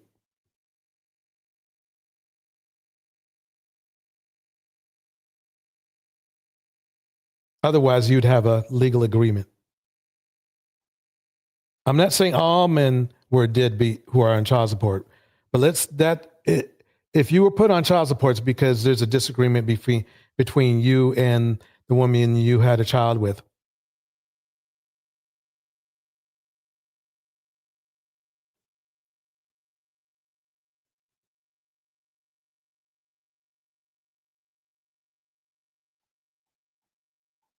Here we go. I see that there's a rumor going around on social media that Trump has signed a bill saying he was going to do away with child support. And if anybody is on child support and they pay child support, the other parent that has full custody of that child will not be able to claim them on their taxes. This is why paying child support is a rigged system towards men. When a man and a woman get together or they have children together, the goal is to raise a family and, have an abundant life. But with child support, the woman is actually incentivized to keep the kids away from you. If you didn't know, the woman gets more child support dollars from you, the less access you have. So this. Remember, he's only talking about a measly $300 a month. See, what this guy didn't do is he didn't add up how much a child costs to take care of. And that he should look at what he pays for child support and what it technically costs to raise a child. Because if you're paying child support, you're probably not around your child a whole lot.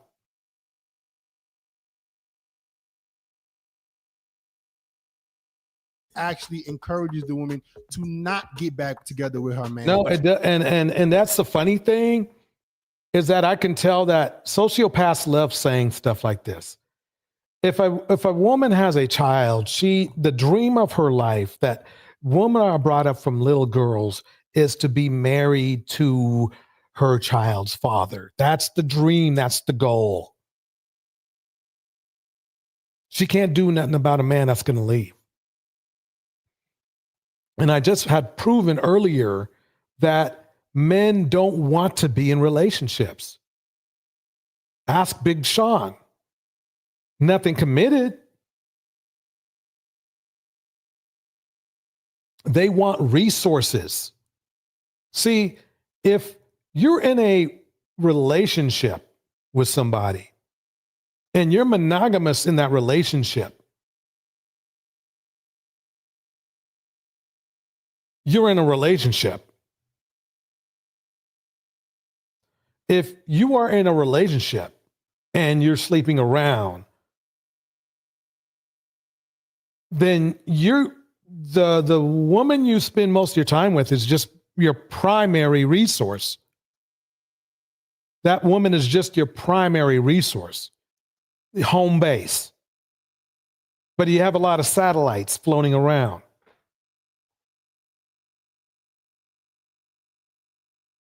You have to decide what kind of man you want to be.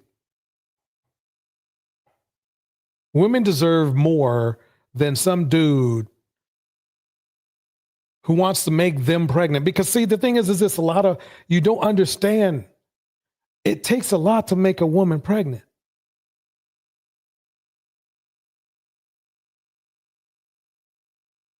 If you think normally. If you a hoe, then, if you guys are a hoe, no, it's easy for you.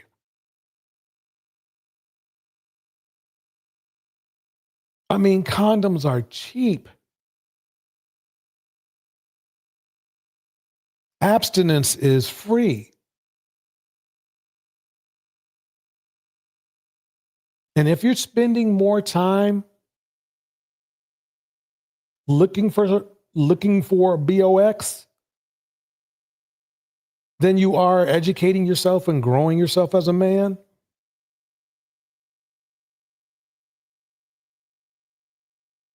that's your problem. You can't blame it on women. You need to leave women alone. I mean, not like that.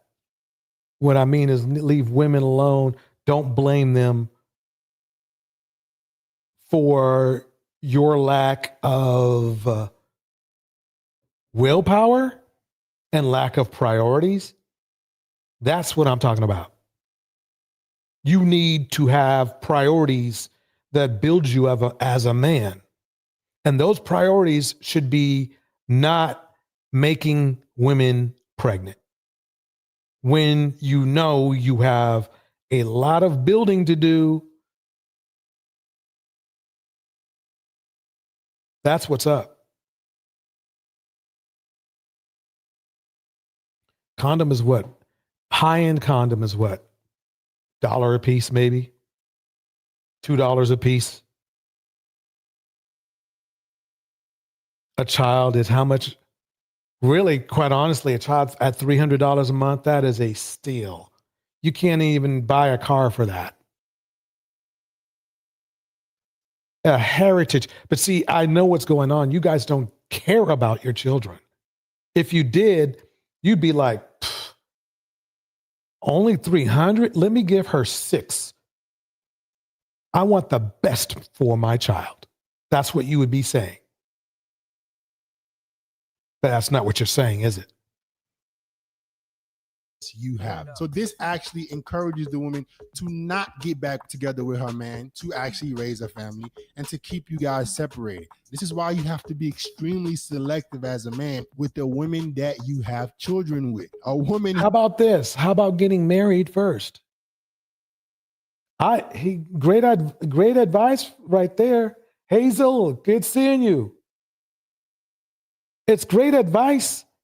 The problem is that the selective part, men get the, especially in our community, men get the pick of the litter.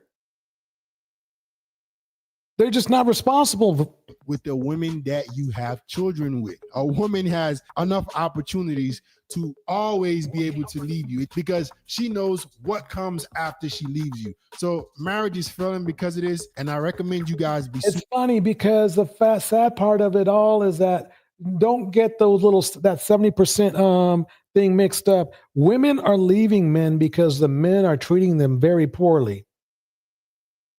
Believe it or not, it's a small sliver, like maybe 2 or 3% of women are leaving men because they think the grass is greener and they're not being abused in some way.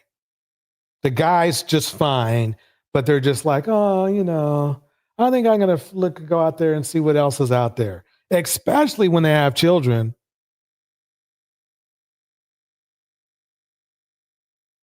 Especially when they have children.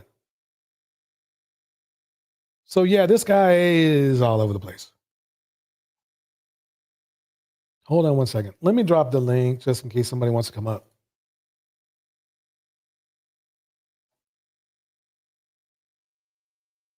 Okay. And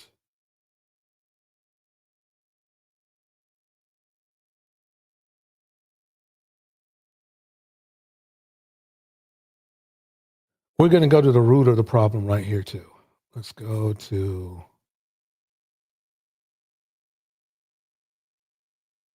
this one.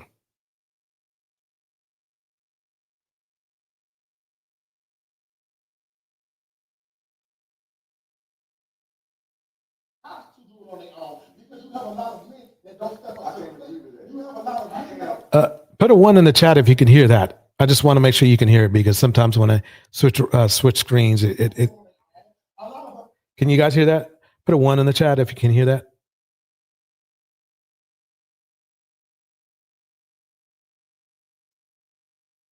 All right. Can you guys hear me? I'll spin it and you guys can tell me if you can hear it.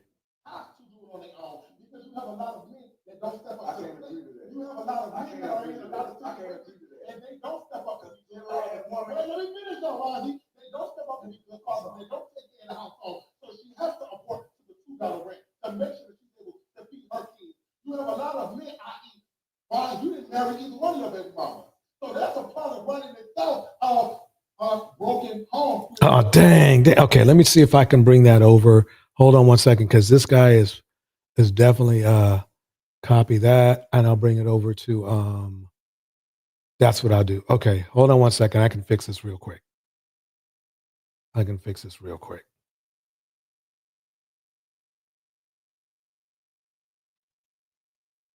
let's go back here.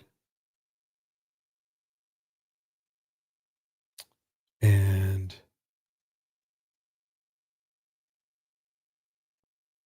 women don't want to do it on their own.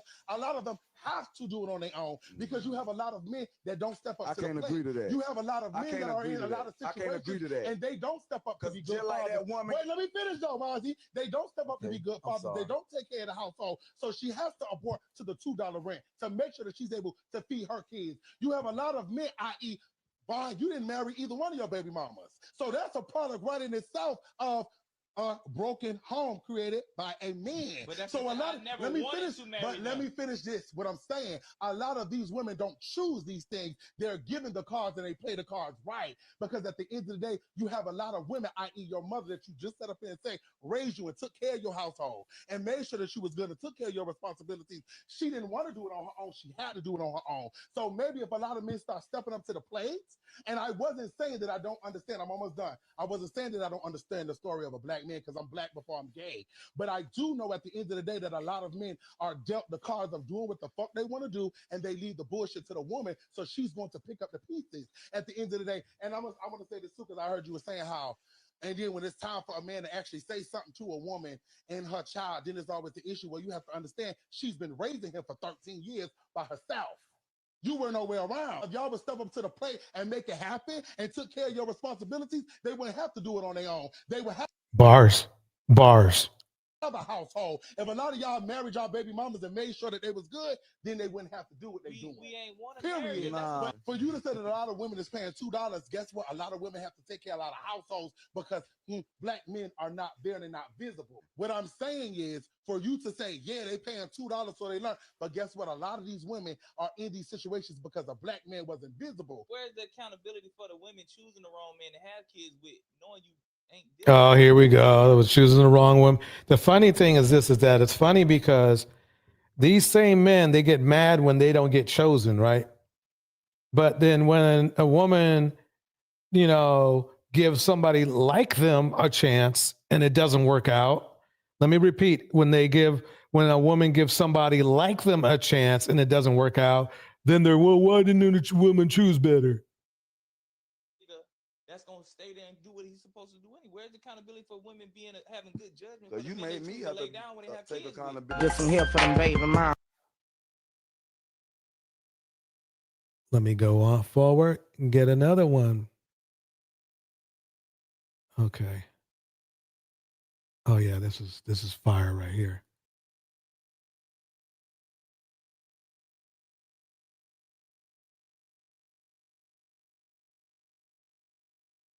If we go on a first date and it goes well, immediately share locations. You have an ex, block, restraining order. You have a roster. They're all dying. I know a guy, murder for hire. Second date, meet the parents. Third date, we go look for rings and ring sizes. Fourth date, we look for homes. This shit is an accelerated program. I'm not playing.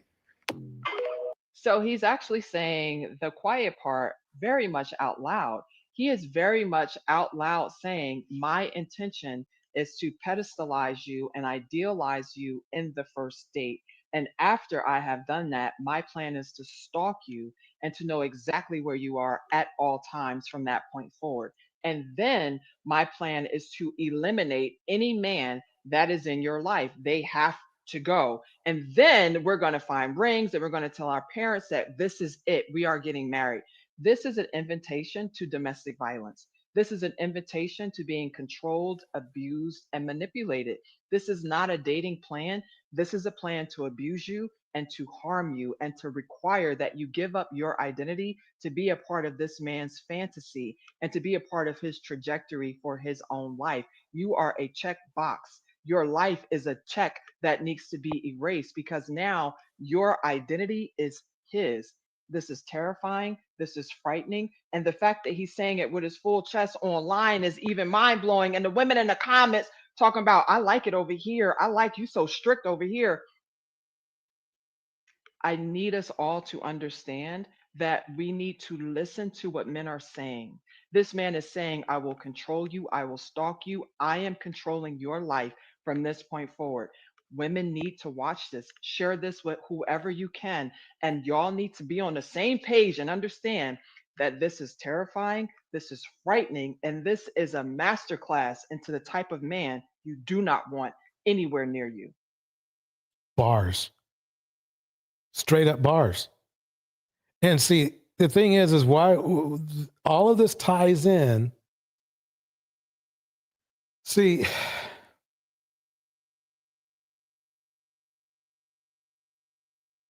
let me keep going.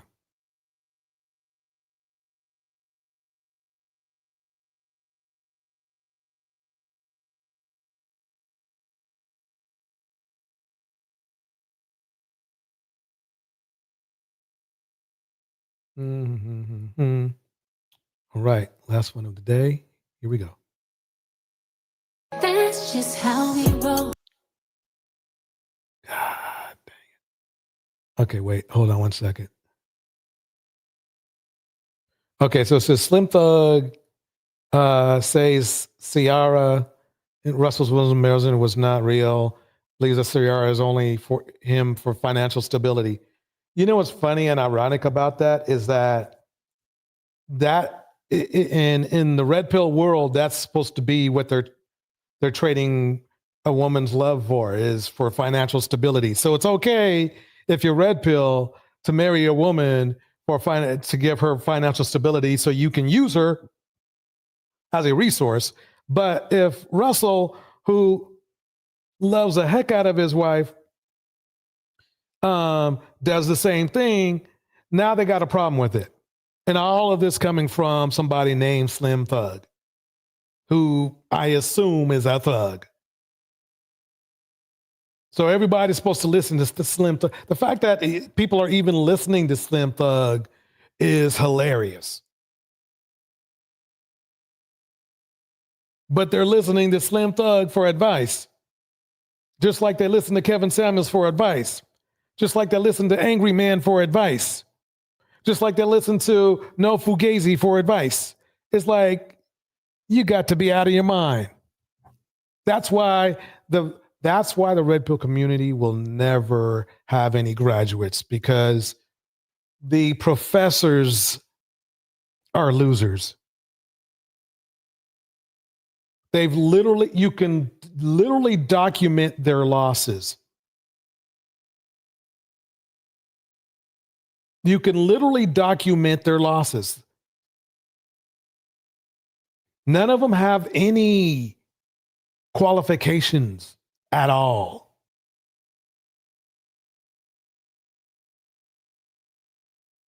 None.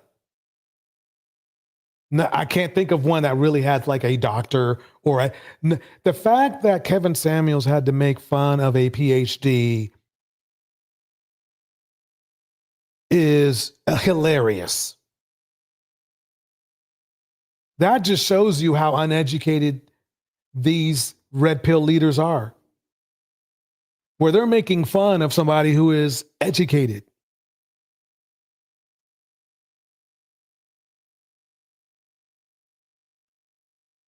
That's crazy.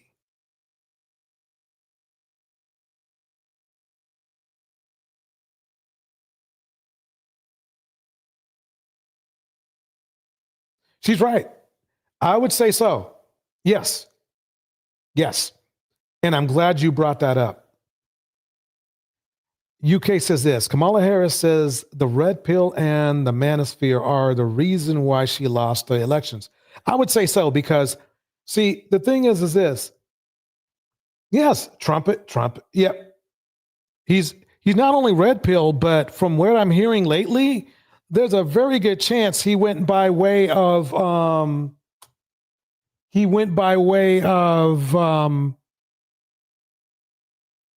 what's that dude's name? Andrew Tate, if you get my drift.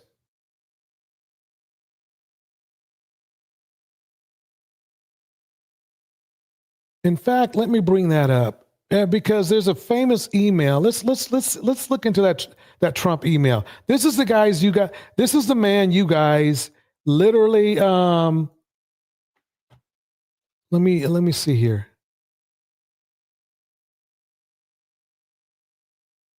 Before we do that, let me play my buddy's tape for a minute. Here we go. Let me play this real quick. That he had a lot of underlying traumatic experiences dealing with the type of women that he chose to be with. And so now he started looking at every woman to be that same exact way or to have that same exact behavior, every woman. But unfortunately, with both of these gentlemen, because be honest, both of these gentlemen think the same exact way. That every woman have the same type of behavior. But unfortunately, gentlemen. Well, you did too. But wait. I'm sorry to stop this, but this is what happened. This gentleman right here, my pal, right, Urban. It's funny to me that he's talking as if he's calling Kevin and Tommy beta males while using their talking points in other videos. The strange thing of it is that the history on this guy right here is that basically he hated marriage and said that being free and single and having multiple women, okay, is the way that he wanted to live. At least that's what he said on the video I was listening to. That sounds a lot like Kevin and a lot like Tommy.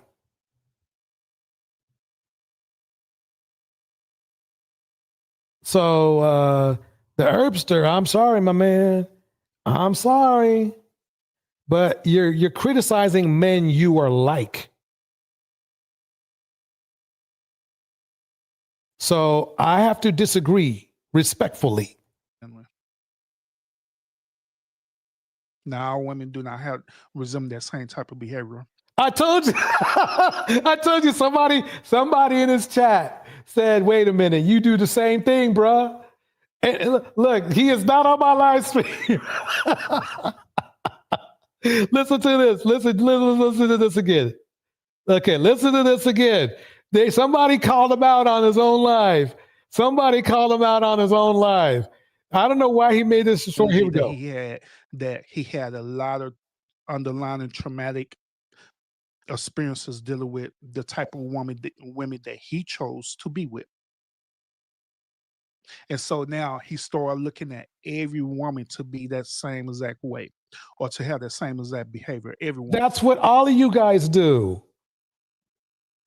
Look, I'm not going to go over there now, but look, Urban, you do the same thing.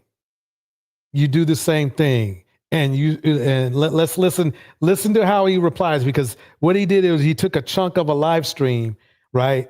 And he said all this stuff, and he's saying that Kevin and Tommy are beta males, but then somebody calls him out and says, wait a minute, you do the same shit. Listen.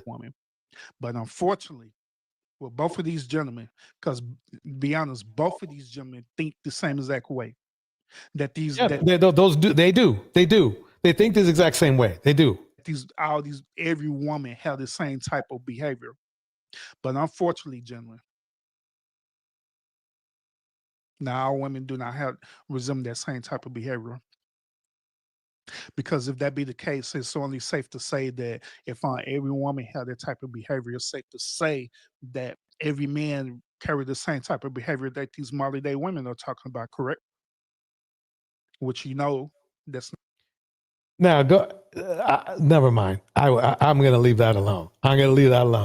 He appears to be saying that not all women have that same behavior, but if you go over to his channel, he's always saying women all have this behavior. Let's put it that way. Let's keep it going. Okay, let me go back to what I was going to do first.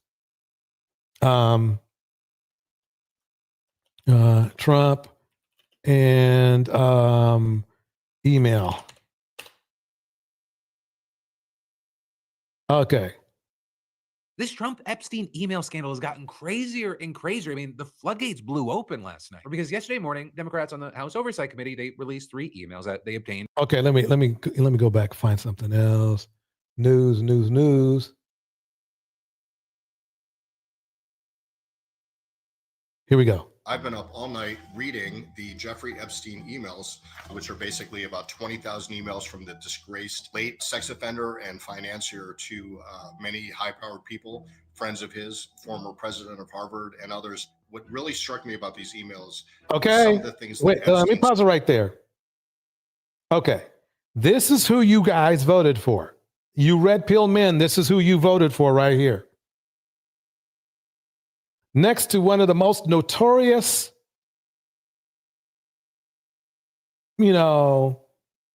EX traffickers in the world.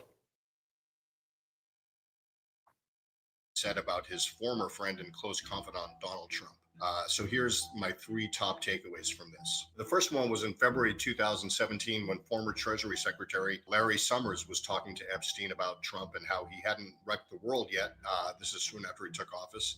And Epstein said, well, I think I've told you about him before. There's not one decent cell in his body. I've met some very bad people, none as bad as Trump.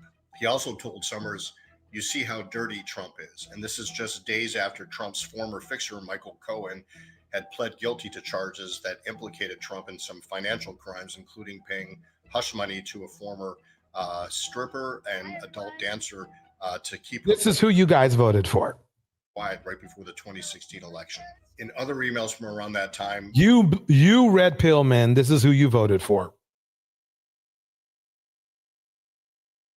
Epstein said that Trump was dropping an F-bomb, said Trump was effing crazy and borderline insane. Also that he was very dangerous and that you had to watch him very carefully. And he said this was corroborated by friends, people that knew Trump very well. At that point, Epstein purportedly had been... Now, remember now, that's Epstein talking about Trump, how dangerous he is.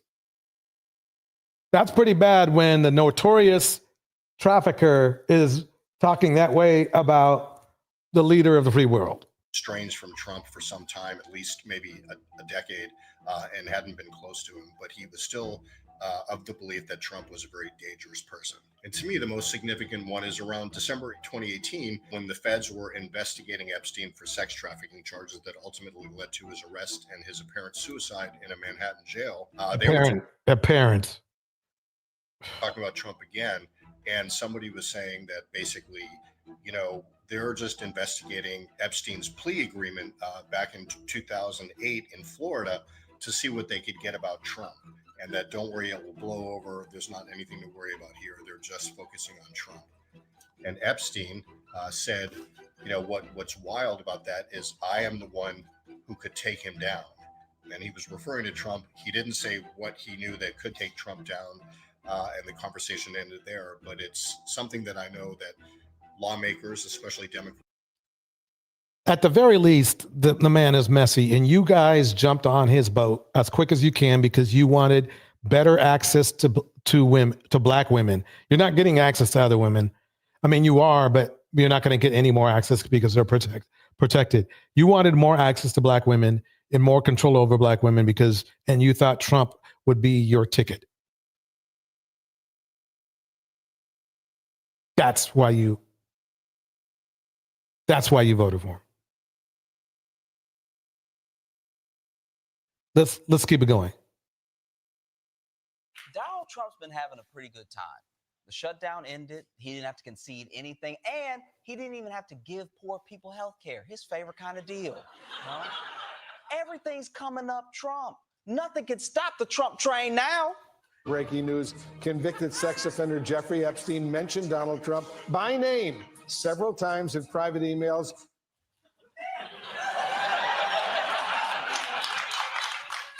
Ladies and gentlemen, the Trump train is experiencing a slight delay.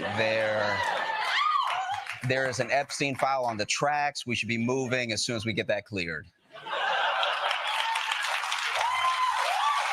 So basically it's like this. So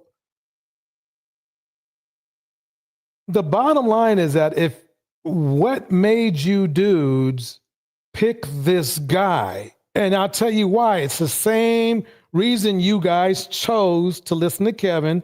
It's the same reason why you guys chose to listen to No Fugazi. It's the same reason why you guys chose to listen to Andrew Tate. It's the same reason you guys chose to listen to Tommy OnlyFans Sotomayor. It's a reason why you guys list this. That's why you chose him. So I would not be the least bit surprised if you guys, if there was an opportunity to vote for him again you guys would do it.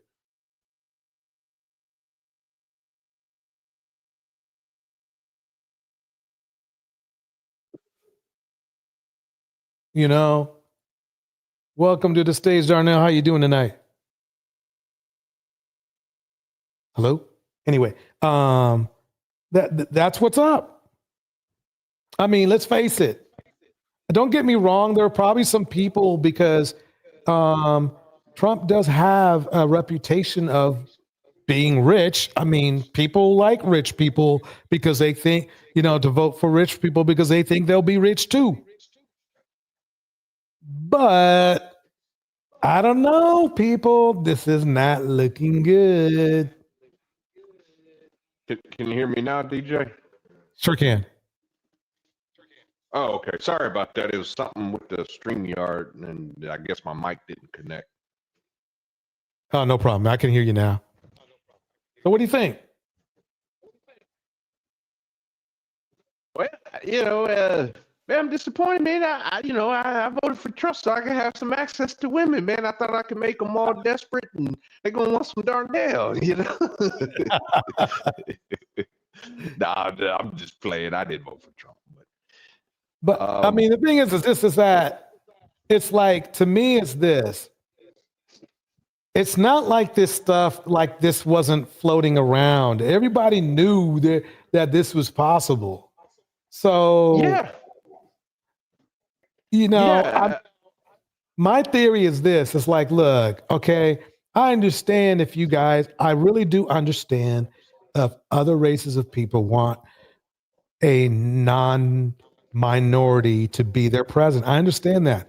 But how in the world did you guys think that this is your number one and best choice for president? That's my question. I understand it. There are a million, literally a million other Caucasian options that you could have. How did we end up with this guy?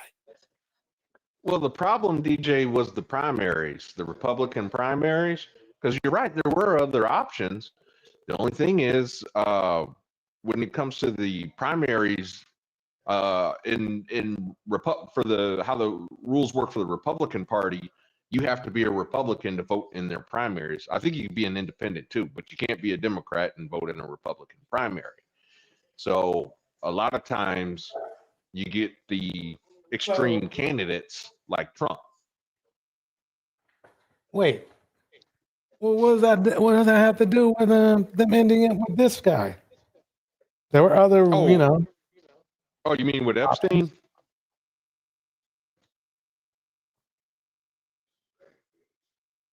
Oh, I think you dropped off again, Darnell. Can you hear me? Can you hear me? Oh man, that's weird. I can see your mic moving, but I don't see. I don't hear anything. Oh wait, maybe I turned down my volume too much. Hold on one second.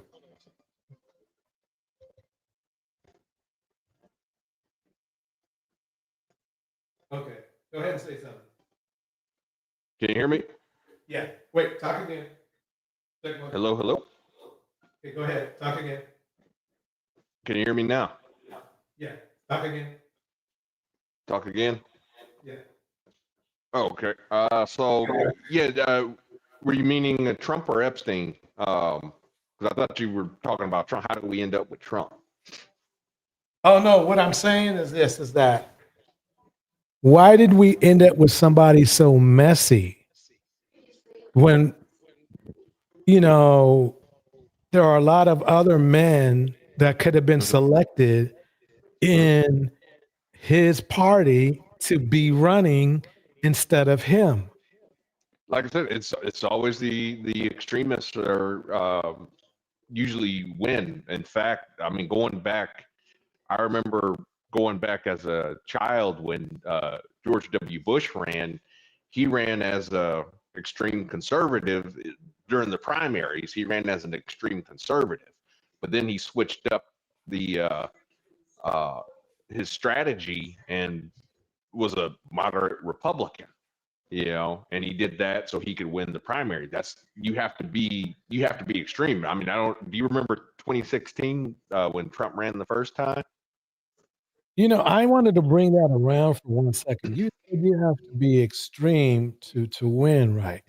Do you think there's a correlation between being extreme, for politics and being extreme for manosphere? Like, is that why these men are chosen in the manosphere as well? Because they're, i.e., extreme instead of being maybe somebody a little bit more educated or logical? Absolutely. I think you hit the nail right on the head. I mean, case in point, you mentioned Andrew Tate. I mean, if Andrew Tate was just an average guy, didn't have, well, not even an average guy, but I mean, he could have been a rich guy. But if, he didn't talk about, oh, yeah, I got a harem full of women and I drive a Bugatti and all this other stuff, nobody would listen to him. Just look at the Fresh and Fit podcast.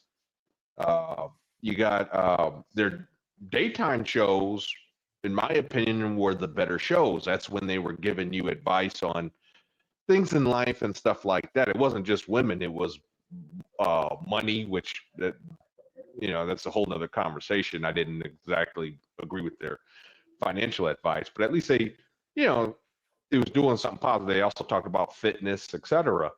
But the thing was, their viewership during the day was a lot lower. Like, I think they were averaging 1 to 2,000 live viewers during the day. And at night, when they did the nighttime shows with all the girls, that's the shows with all the girls, that's when they were getting 10, 20,000 people watching the show at once. They wanted to see the extreme. So maybe that's what it is then. I mean, so basically, instead of, because my thing is this, is that if the manosphere put all of their energy into what they tell people outside they are, like what I notice is that a lot of men in the manosphere, they tell people that, oh yeah, we're trying to work on, improving a man's self-esteem and making them better and all this kind of stuff. If they actually did that, if they actually really did that, it would be a great place, because really a lot of the reasons why these men treat women so poorly is their own self-esteem issues.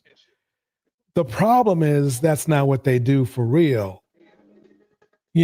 Like, for example, when these guys, go over, let's take Obsidian for one example. I'm sure when he goes to these hotels, right? And he tells these hotels, oh yeah, we want to get a room so we can, help black men grow and all this kind of shit. I guarantee you that's what's in his business plan. It says all that bullshit. But as you've noticed, what he does online, it's quite different. It's like that there's like a Jekyll and Hyde vibe in the manosphere. The problem isn't who's the monster? Is it Jekyll or Hyde? Jekyll is a monster? Yeah. No, no, it's Hyde. Okay. Jekyll's the doctor. Okay. Well, So the same one and the same people. yeah, okay, so basically it's like Dr. Jekyll is a nice guy, and that's what all of these men tell outside non-knowing people or their dates. But as you can see, they give the Hyde treatment, when they feel comfortable that they've gotten past that defense of decency. That's how I feel about it anyway. Well, I mean, it's like, I don't even think they're really like that. Like what you see on YouTube, they're not even like, I mean, case in point, look at Fresh.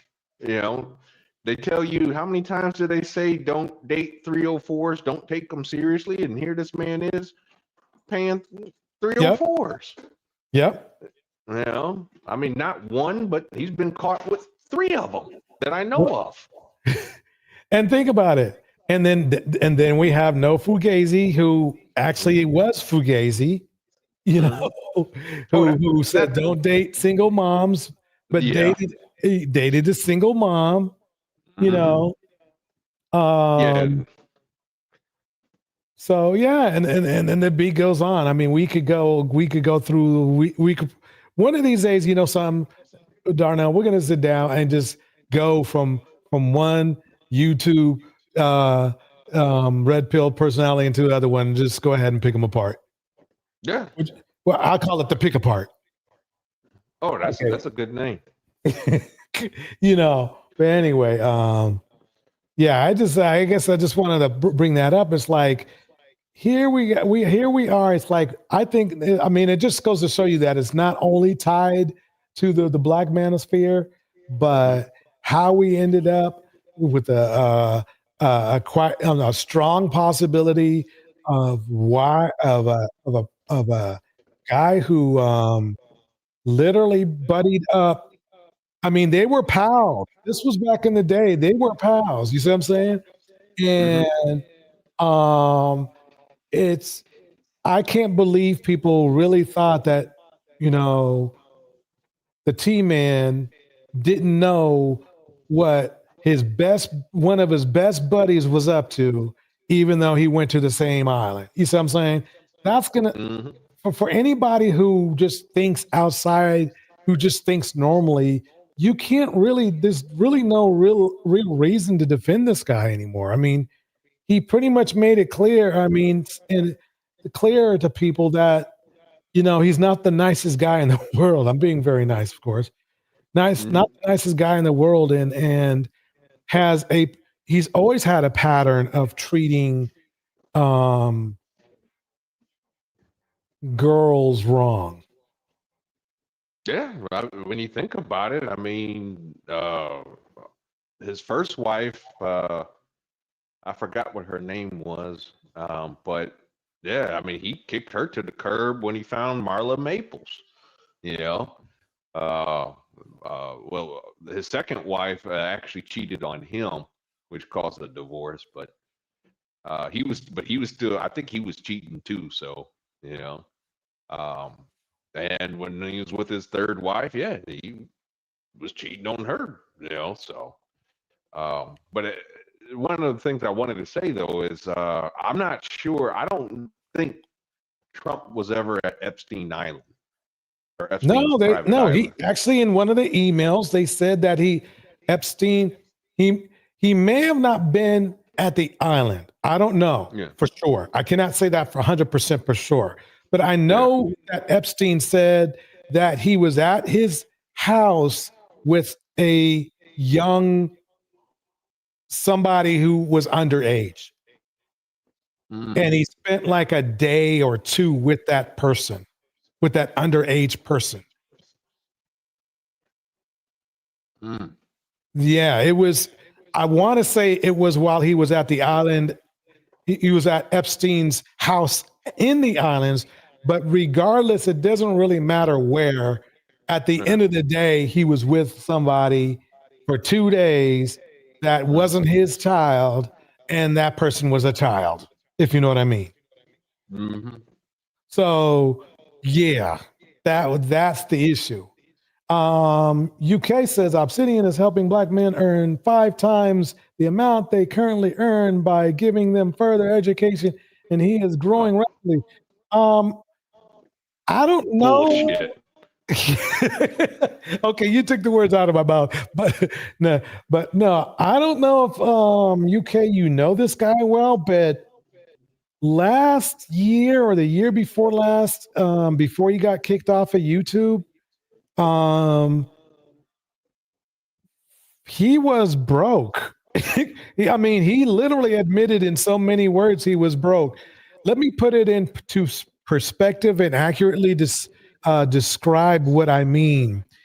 He actually, UK Obsidian was actually on our show one time, and he was on our show because he was defending Pearly Things. If you remember the time that he was defending Pearly Things and other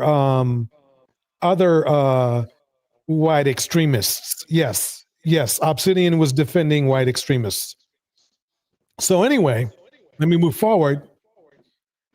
He was on our show and we were wondering like, hey, look, you just said you're acting like you all rich and everything, bro, but you're begging for money from, and you know what, a lawyer gave him some money.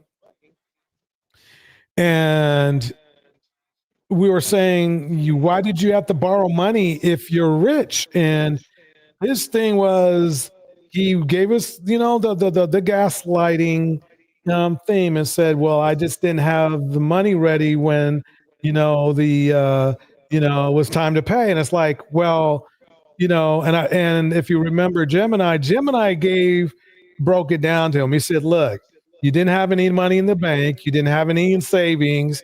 You didn't have any under your pillow. And so basically you didn't have any money, and that means you're broke. Yeah. You know, his argument was trying to be that, well, I have a check coming in, but the key argument is this, is that you shouldn't have to worry about a check coming in to pay your basic, you know, electric bill. He didn't even have a light bill. He couldn't even pay the light bill. Yeah, I mean that's the literal definition of living paycheck to paycheck, i.e., broke. Right. Well, so the problem is that with Obsidian's history, UK, I don't think I'm gonna go to his enclave. Let's just put it that way. Unless he's going to hire a doctor, and I'm sorry, he's not. I'm sorry. The point of the matter, I guess my point is this. I'm UK, sorry for stringing this out. What I'm saying, UK, is that this is a perfect example of the manosphere, where a person who has failed in a certain topic, whether it be relationships or fathership or wealth, these guys are it. Just like I made my point about Angry Man. Angry Man literally said men should wait to make women pregnant. You should have a trade and all this. And he didn't even do it. He made a woman pregnant 3 times, I think. A woman pregnant 3 times. He didn't learn the first time, then pick it up the second time, and then the third time. Right? And then he did, and he doesn't, these men don't follow their own advice. If Obsidian followed his own advice 2 years ago, where he begged money from people and a lawyer helped him out, he wouldn't have to have done that. Actions speak louder than words. So they do. I'm sorry, but right now, I think, quite honestly, UK, if you're asking me for advice, I would not partake in that show. There are actual, real, educated black men who are better suited to give these men at that enclave advice. That's just as simple as I can make it. DJ, man, go for it. I just wanted to chime in real quick on that. The only problem, I mean, yeah, there's a lot more individuals that are more qualified to give, say, financial advice and, increasing your money. The truth is, the problem is these people find them boring, like the super chat guy, saying, oh yeah, he's helping us 5 times our money and stuff like that. But I'm pretty sure Obsidian and all these others, kind of like Fresh and Fit, you know, they provided this illusion. Remember, men, we are visual creatures. You know, seeing is believing. You know, and case in point, I don't know if you got the time, but if you want to pull up an old Tom Vu infomercial, you'll see exactly what I'm talking about. Yeah, isn't there some there's a guy who's interesting on there. What was his name? He Pocket something. Pocket Watcher. Yeah. Your lost brother. That's what I call him. I mean, he would be a better option. At least that's what I mean. It's like this. At least that's what he does, and he's entertaining. What you're saying to me is that these men need to be entertained to learn. And because did you otherwise, watch it? Did you watch the episode that he was with?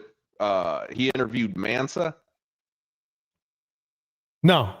Mansa Musa, I think is the guy's name, but he's a fraudster, and JT had exposed him. And the thing is that with JT, like I said, JT doesn't have the girls and the flashy clothes or the fancy cars and stuff like that, and he's just telling you save your money, which is boring. In fact, I was talking to a guy, on another channel. He's another YouTuber. I was on his panel, and he was telling me about this super secret investment. Now he didn't go into details about it, so I can't really talk about it, but I'm going to be making a lot of money. He's like, I'm looking at, I think he said tripling his money or something like that. And I'm like, well, what's your time frame? He's like, ASAP. Right. And I said, I'm just going to be honest with you. The best investment over the course of time is the S&P 500, which only goes up 12% year over year. right. Yeah, my thing is this. I don't want to get too far off the subject, but the bottom line is this: is when if referring to Obsidian, the bottom line is this: is that if I'm going to be just like, I'm not going to go, I do not want to go to a quarterback camp with a quarterback who went 0-16. I'm just sorry. I'm just not going to go. That's a hurt. You heard it. That's basically what we're looking at here. It looks like he got enough. He had been talking about trying to build like his studio, and it looks like he finally did after 10 years. I'm sorry. I don't want to get advice from a guy where it takes him 10 years to build a $1,500 studio. I'm sorry. That's just what it is. I mean, he doesn't, a lot of people don't know, but I'm into audio gear, and I know exactly the setup he has. I know how much he paid for it. The setup he has, he bought it. It was a little kit, a little road kit you can buy all together. He got that. He put that in out there so everybody can see that he spent a little money. I'm sorry, but that's just not going to get me. The bottom line is this is what I remember is that he was broke for a long time. Then he was so broke that he actually, that we hope that that's why he brought in Just Pearly Things. That's the worst part of it all, is this is a man who literally could be defined as a sellout. He literally sold out the Manosphere for $5,000, which is what not Obsidian, but that's what Kevin took from Pearly Things, and Pearly Things, what she tried to do? She literally tried to bring in all of her. I mean, we are talking about, when I say this guy was alt-right, he was literally alt-right. I mean, you can't get any worse than what's his name? I forgot the guy's name. Nick Fuentes? Yes. I mean, this guy is on a no-fly. He was put on a no-fly before being that bad to other white people, by the way. So that's how desperate and sad the Manosphere has become, where they literally were licking the feet of people that clearly made it clear they do not like them. That's Crazy. I mean, and he's saying Obsidian's not a sellout. He has a black woman and a girl. Oh my God, UK. He brought in UK. Come on now. UK, come on now, bro. Obsidian was Pearly Things' lapdog. I can literally say that and safely be accurate. He literally DJ, had Nick Fuentes on his show with no pushback. DJ, I gotta just be honest with you. I mean, and I hate to say this, I'm a red pillar myself, but they're all. I'm sorry, but they're all sellouts as far as I'm concerned. Yeah, I mean, no, that's a good. No, I mean, basically, the thing is this. That's why Obsidian is going to be accepted right now, because basically they are fine with other races spitting on them. They are fine with it. Unfortunately, that's just the way it is. But and I think it's one of the reasons why they're so mean to black people. I mean, to black women, is because that's right. The red pill black men are so mean to black women because they can't be mean to nobody else. You would have thought that Obsidian, oh yeah, big old Obsidian. Yeah, look, he's so big and bad, even though he had to, DOX some women, a woman that didn't even know who he existed.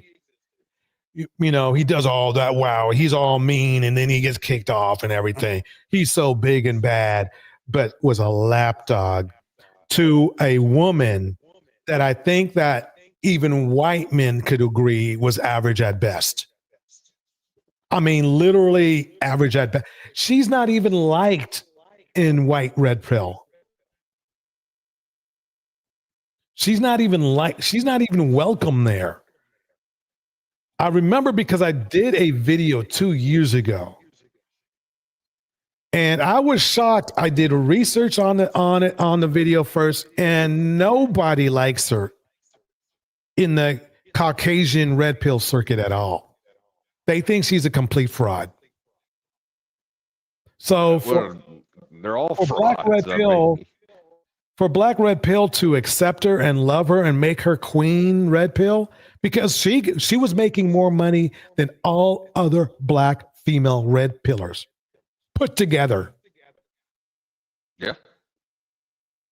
So they made her queen red pill, black red pill, who didn't like black people, brought in her boy Nick Fuentes, and is now presently working for a alt-right channel.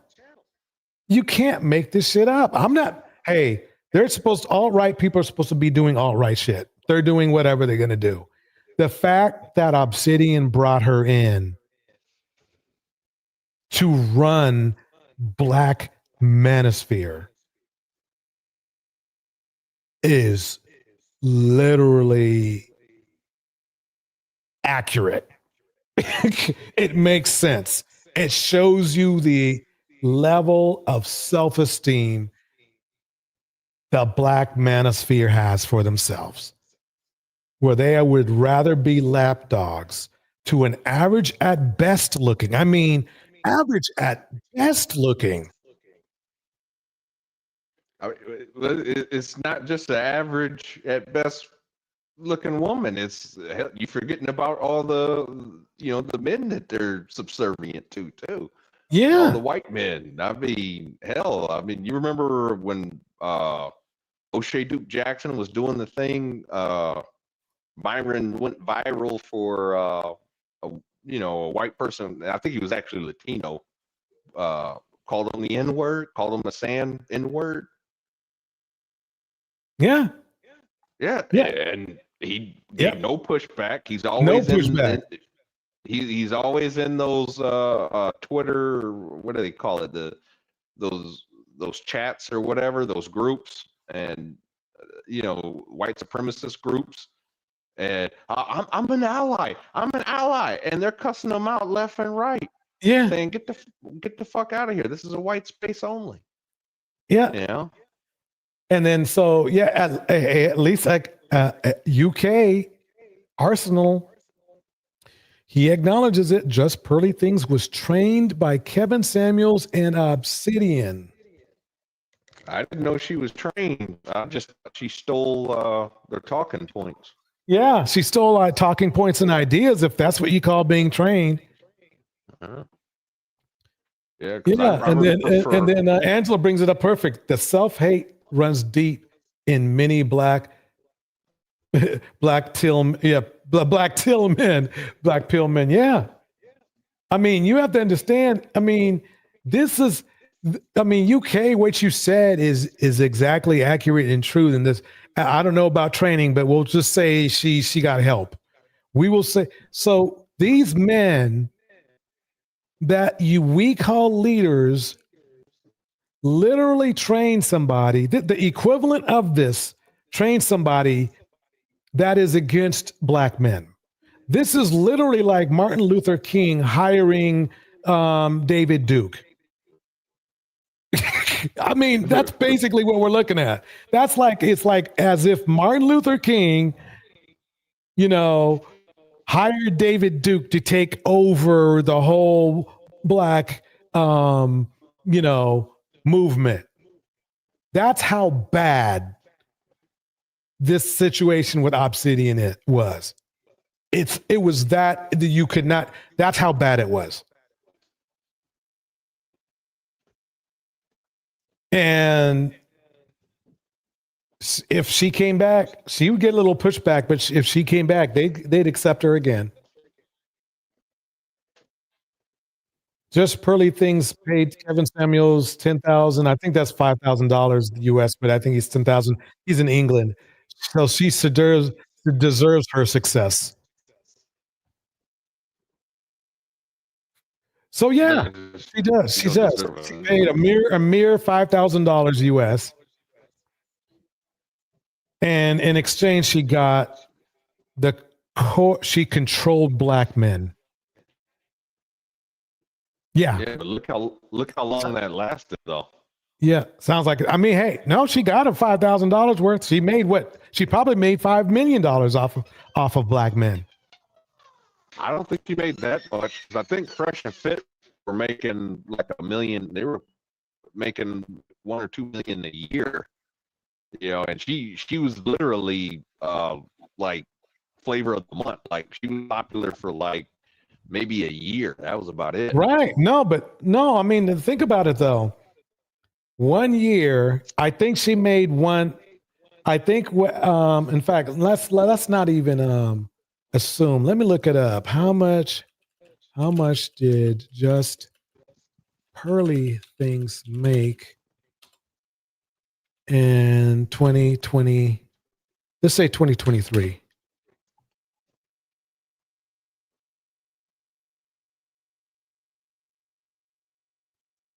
Wow, they're not YouTube stats. Okay, let me see here.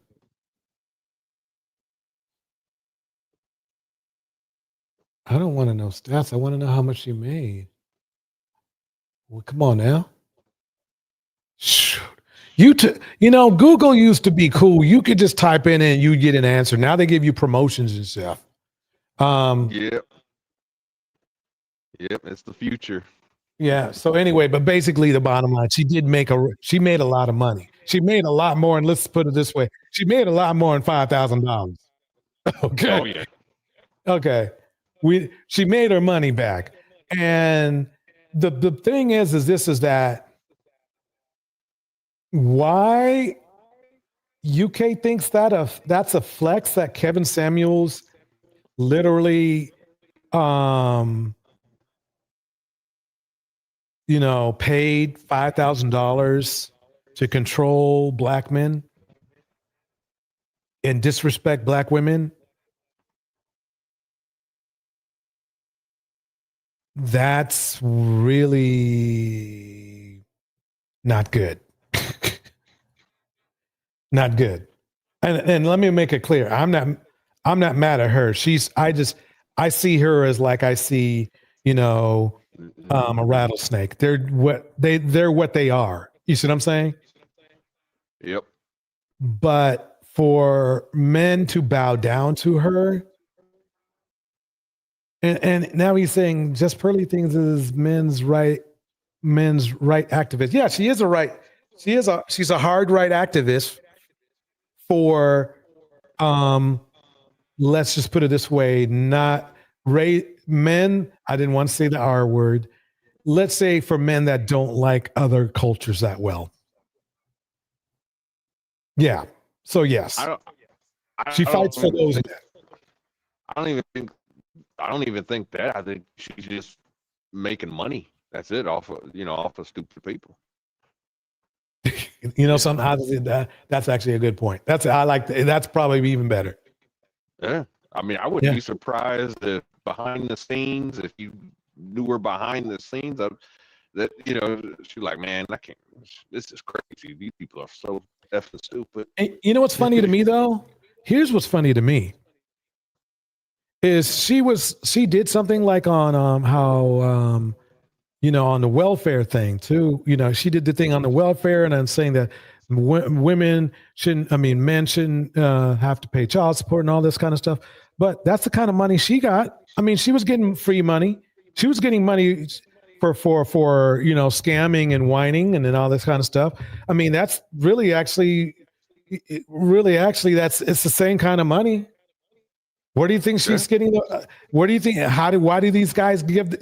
She's literally taking the money out of kids' mouths by talking to these men and telling them not to pay their child support. See, the funny thing is that a lot of people think that the government is dumb and is just giving away free money. But they know they're getting a return for giving that money, and they're really not giving that money, but for getting the money to those women with kids, because they know that those kids, if they starve, are going to get desperate. Yeah, they're not doing it for the kids though. There's a lot more to it, like secretly. Yeah. The food industry, they love welfare. Right. Their profits. Oh go yeah. up. Yeah. Because see, the thing about the food industry is this. Food goes bad. Mm-hmm. And the fact that they can bill the thing is that let's just put it this way. There's something called corporate welfare. Welfare. Mm-hmm. Yep. And actually, not Target, but Walmart is one of the biggest corporate welfare. Yeah, of course, it's going to give away free. Those WIC that food cost pennies for them to produce, but it has a certain value to. You see what I'm saying? So they think like when a woman goes in there and buys $500 worth of food with a WIC card or something. That's $500. It's not. It's like $15 worth of food. The cost. But anyway, let me go ahead and stop this live stream. Darnell, thanks for coming out. Do you have any last words before I get out of here? I'm just thank you for having me. I wish I joined a little bit earlier. It would have been. I don't know if you guys are looking forward to it, but Congress votes tomorrow on releasing the Epstein files. So that's going to be. Quite honestly, you want to know something? That's a nice to have, in my opinion. I'll tell you why. Mm-hmm. The estate has plenty. It's like having, let's put it this way. It's like having an access to enough evidence to do what you need to do, but you know, the release of those other documents would be nice to have as well. You see what I'm saying?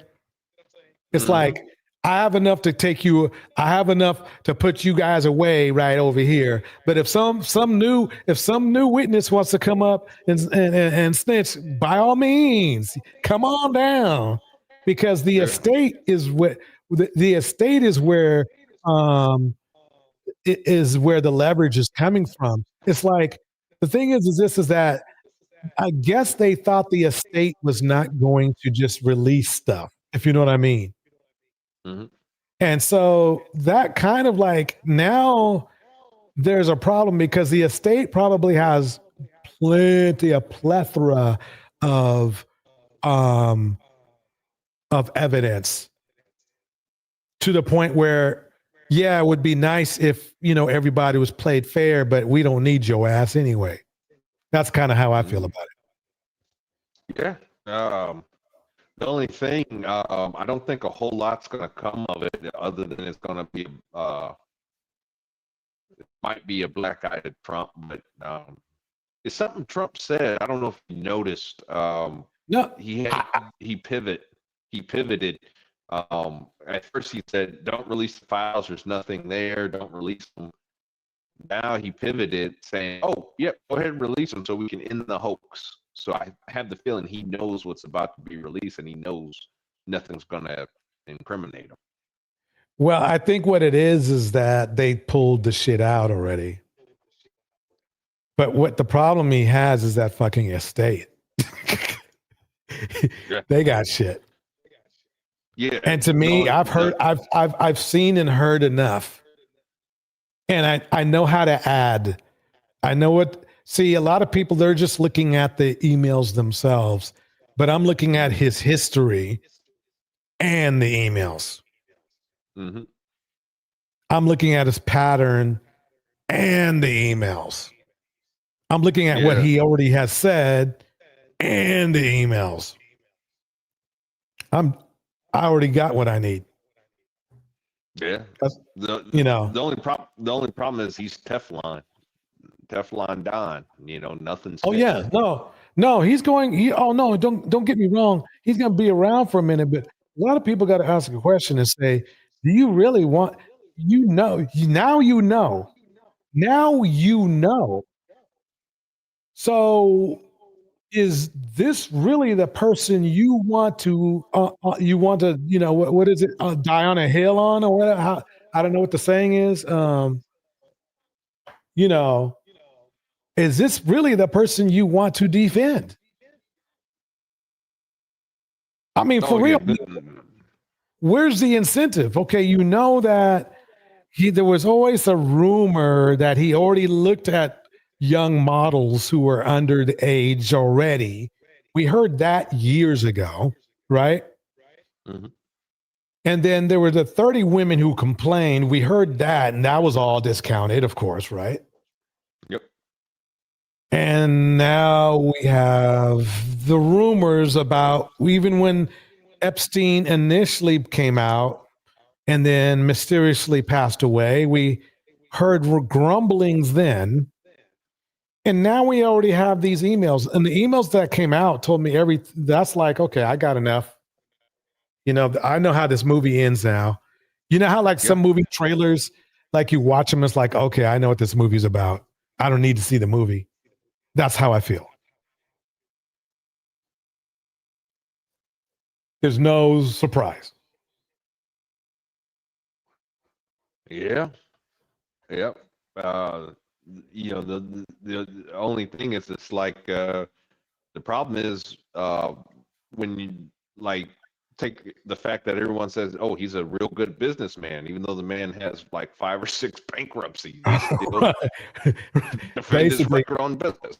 Right. You know, he had to borrow money from very nefarious people. But no. Wait a minute. I don't know what I'm talking about. Let me shut up. You know. And then, I mean, to put the icing on the cake, how do you go broke running a casino when the house is supposed to always win? I don't understand that one. Yeah. Anyway, everybody, I think that's it for tonight. I'm going to hit this beat. Thanks again for coming up, Darnell. Thank you, everyone in the chat. Let me hit the beat and hit some shout outs, and we'll call it a night. Here we go. Love goes around. Oh. DJ Torch. And friends. All right. I'd like to thank everybody for coming through. Miss Alto in the house.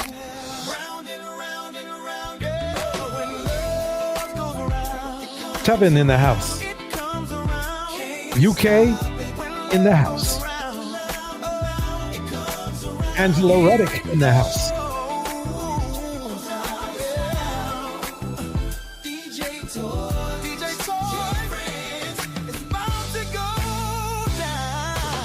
Eden Adele in the house. Hazel, thank you for coming through.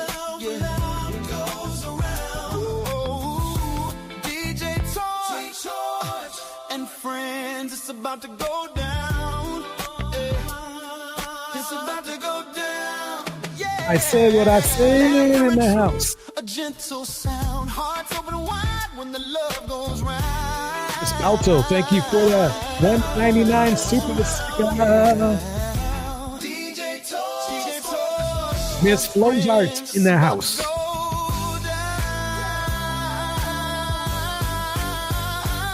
Check it down.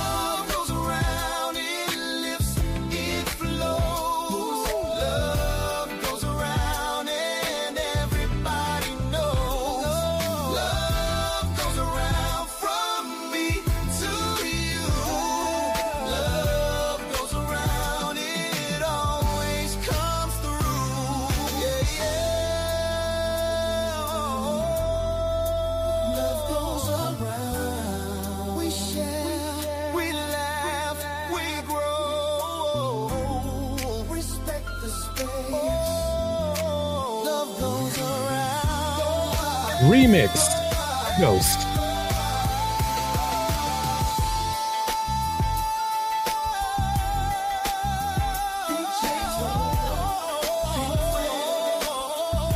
Wait a minute.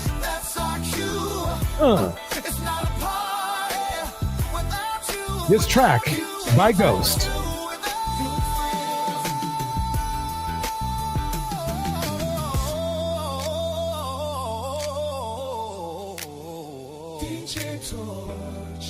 Ladies and gentlemen,